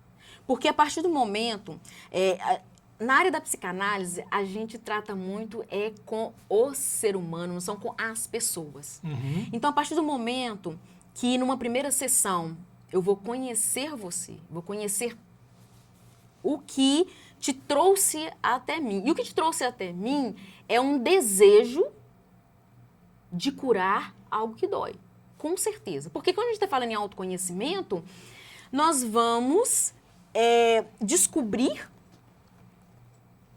o que nos transformou no que nós somos hoje. Então, a partir do momento que eu conhecer essa pessoa, eu vou atuar diante da necessidade dela. E eu te dei um exemplo aqui, e ainda posso te falar que, para os nossos ouvintes, de forma muito especial, eu vou ter um olhar carinhoso em relação a até onde ela dá conta de ir. É questão financeira? Talvez não seja. Talvez a pessoa vai chegar para mim e falar assim, Marilene, eu preciso ser atendido em um determinado horário, não sei, no horário do meu almoço, por exemplo. Talvez eu precise ser atendido por volta de 11 horas da noite. Ou se estiver fora do país, vai depender da... E aí, como que eu vou... Então, assim, para eu conseguir pensar em algo carinhoso para esse nosso ouvinte, eu tenho que conhecê-lo. Se é algo financeiro, vão entender qual que é a demanda, a necessidade, qual que é o tempo necessário. Nós podemos negociar. Então, para mim falar com você assim, olha, tem um pacote que eu vou fazer... Não existe isso na psicanálise. É muito personalizado. Isso, garoto. É eu conhecer você e tentar, e buscar, olha, quais são as necessidades que o cristiano tem. Diante dessas necessidades, como que eu posso fazer para tornar esse caminho dele mais suave? Porque essa é a minha missão, enquanto psicanalista. Pessoal, o papo está muito bom. Se for olhar, a gente fica aqui mais 2, 3 horas, mas eu quero muito te agradecer, Marilene, por esse momento tão rico, humano e importante, né, a gente falar sobre tudo isso que a gente falou aqui. Tenho certeza que nós conseguimos fazer muita gente pensar sobre uma série de assuntos que foram abordados, mas a gente precisa, né, estamos chegando ao final de mais um episódio do Liberdade Cast, aqui pela sua rádio Liberdade 98,7 FM, com você em todos os momentos. Importante lembrar, pessoal, que esse episódio nosso, ele tem o apoio cultural da MGN Psicanálise e Saúde Mental. A MGN é uma clínica com atendimento virtual que atende pessoas em qualquer lugar do mundo. Acessem as redes sociais, que é o @Marilene Nunes Analista, ou você pode também fazer contato com ela através do WhatsApp DDD 31 99582 8706. E também agradecer o nosso parceiro, o Cleverson, a equipe 1 Filmes, por nos acompanhar, nos dar todo o suporte. É um profissional sensacional. Chegamos aqui, o estúdio cheiroso, não dá para sentir o cheiro daí, mas na hora que a gente entra aqui, tem todo um cuidado para a gente sentir que está em casa, sabe? Se você precisa fazer um trabalho de filmagem, quer gravar um podcast também, entre em contato com o Cleverson, na equipe 1 Filmes, que eu tenho certeza que ele vai desenvolver um excelente trabalho para você. Acompanhe o nosso conteúdo completo através do nosso canal no YouTube, Liberdade-Cast, e também pelo nosso Instagram, @Liberdade-Cast. Muito obrigado, Marilene. Muito obrigado. Que Deus continue te abençoando, que você continue seguindo esse propósito, fazendo esse trabalho maravilhoso, porque, como eu falei para os nossos ouvintes aqui, tudo que você falou, eu vi nos seus olhos, esse brilho no olho, e deixa uma mensagem final para os nossos ouvintes aqui para fechar com chave de ouro. Com certeza, Cristiano. Eu quero agradecer a oportunidade de estar aqui. Para mim é sempre uma alegria contribuir, né, trazendo informações aí para todos os ouvintes da Liberdade FM. Eu falo com o Judson que eu já sinto assim, são os nossos ouvintes, né, Ju? Eu já entro no estúdio dizendo assim. Então, quero agradecer pela oportunidade. E a mensagem que eu deixo para os nossos ouvintes, né, e para também quem vai nos assistir aí no YouTube, é que cuidar da saúde mental é um ato de amor. Não deixem chegar o adoecimento mental para buscar ajuda. E a gente se cuida, a gente em específico cuida da saúde mental, você cuida do corpo inteiro, porque a sua mente comanda o seu corpo. Então, se você tem um cuidado, se você tem um carinho com a saúde mental, o resto vai se desenvolvendo, vai se desembolando. Não quer dizer que você não vai ter dificuldade, não, tá? Só que, com o cuidado com a saúde mental, você vai ter possibilidades de buscar alternativas para resolver o que chega até você. Então, cuidar da saúde mental, eu gosto dessa fala, é um ato de amor, amor a si mesmo. E quando você tem amor a si mesmo, você se cuida para que você possa cuidar de quem está ao seu redor. Então, se você está bem, automaticamente, cuidar de quem está ao seu redor vai ser muito mais fácil. Então, esse é o recadinho que eu deixo para todos. E fica aí os meus contatos à disposição, né? Quem quiser me seguir aí pelas redes sociais, Marilene Nunes, analista, né, @Marilene Nunes, analista, para que a gente possa compartilhar informações e para que vocês possam também ter acesso a um conhecimento que eu gosto sempre de frisar. Eu penso nos meus pacientes ao fazer os meus vídeos, ao trazer as minhas mensagens. Eu sinto que eu estou transmitindo conhecimento. E isso agrega valor e abre portas. Com certeza.